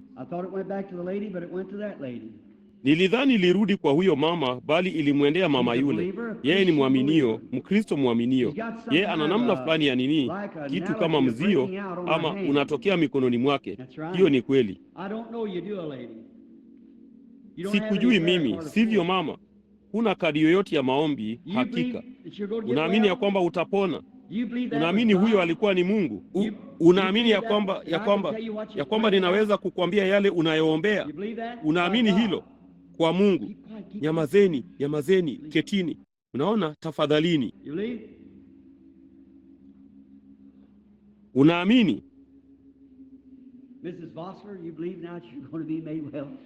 Bibi Bosla, unaamini sasa ya kwamba utaponywa? Mungu akubariki. Hivyo ndivyo unavyoitwa, sivyo? Vipi kukuhusu wewe jamaa mdogo unayeketi papa hapa? Ndio hii papa hapa kwako. Unaamini? Ninaona kidogo mabega yako yameinama namna hiyo, lakini kuna kitu kingine mbali na hicho kinachokutatiza. Kama Mungu ataniambia shida yako, utaniamini mimi kuwa ni nabii wake, mtumishi wake. Unaugua ugonjwa wa tumbo. Hiyo ni Bwana asema hivi. Hiyo ni kweli. Si kidonda, wewe una wasiwasi tu na kuchafuka kwa tumbo lako ndiko kunakosababisha hilo. Hiyo ni kweli kabisa. Iwapo unaamini kwa moyo wako wote, unaamini. Sasa iweni na kichwa kabisa, msisogee. Unaona, wakati wowote unaposogea, hilo linasababisha jambo fulani. Unaona, iweni na kichwa. Vipi kuhusu mtu fulani upande huu? Imekuja huku, sasa hebu twende huku. Mnaamini? Tutakapowapata watatu ama wanne aseme jambo fulani. Iweni na imani, msitie shaka. Inanibidi tu kuangalia popote. Laiti ningaliweza kusema tu huyu ama yule. Siwezi. Inanibidi tu kuangalia.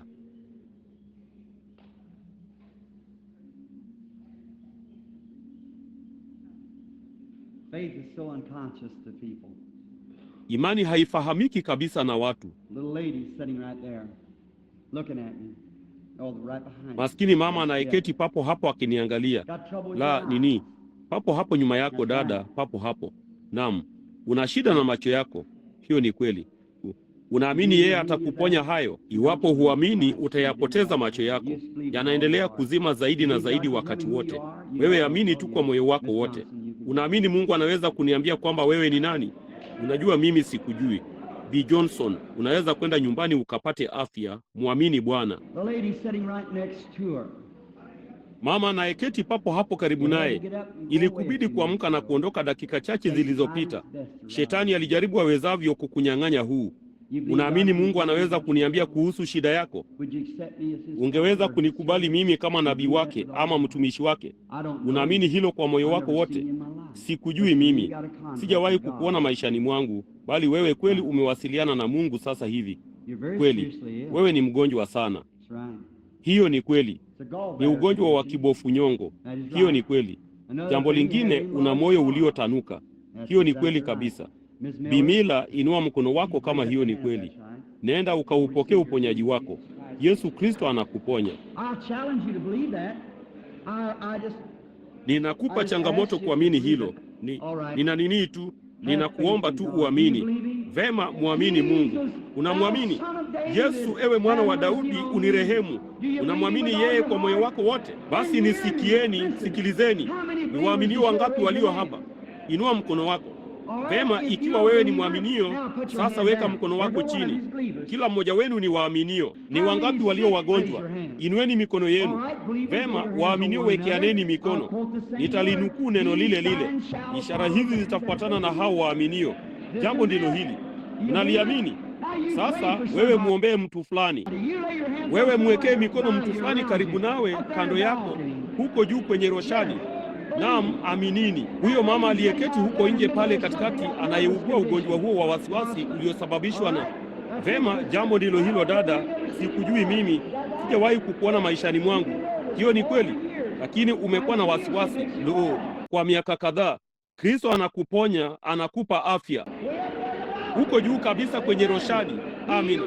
Yeye anamponya kila mmoja wenu kama mtaamini.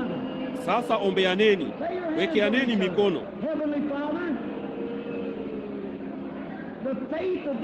Baba wa mbinguni, imani ya watu hawa ilimrudisha Bwana Yesu Kristo katika umbo la Roho Mtakatifu miongoni mwao usiku wa leo, akiwaokoa waliopotea na kuwaponya wagonjwa. Bwana, wao ni waaminio. Wamewekeana mikono. Wanaamini ya kwamba ni wewe yule jana, leo na hata milele, na Mungu yule yule.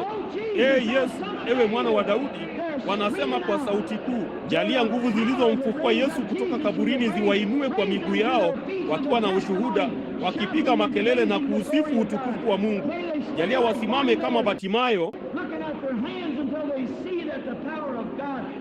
wakiangalia mikono yao mpaka waone ya kwamba nguvu za Mungu zimewaponya. Lijalie Bwana. Sasa endeleeni kuomba, endeleeni kuomba, endeleeni tu kuomba. Bwana, lipo jambo moja tu lingaliweza kuzuia ibada ya uponyaji mfululizo, na hilo lingekuwa ni kutokuamini. Nimeona kwenye umati ninapoangalia kupitia hapa Bwana, nikaona huo mchirizi mdogo wa giza ukijaribu kuizuia ile nuru tukufu ambayo inazunguka huku, ikijaribu kupata njia ya kushuka kupitia giza lile, ipate kumgusa mtu fulani. Baba Mungu, nipe nguvu, nipe imani. Jalia hawa watu waelewe ya kwamba wewe umethibitisha Bwana, ya kwamba ninawaambia ukweli. Wewe ulisema ulipokuwa hapa duniani, kama sizifanyi kazi za Baba yangu, basi msiniamini, na kama sizifanyi kazi za Mwokozi wangu, basi jalia wasiniamini. Lakini Bwana, wewe unafanya kazi zile zile ambazo ulizifanya wakati ulipokuwa hapa duniani. Baba, ninaomba sasa ya kwamba wao wataamini kwa sehemu. Nipe imani ya kulivunja hilo giza kutoka juu yao Bwana, kusudi nguvu hizo na nuru ya Mungu ipate kushuka juu ya kila mtu hapa ndani, ili iweze kumponya kila mmoja wao. Shetani, umefichuliwa. Mbona wewe ni ibilisi, nawe unajaribu kulishika kundi hili la watu, na kusahi katika jina la Yesu Kristo, toka ndani ya watu hawa na uachane nao.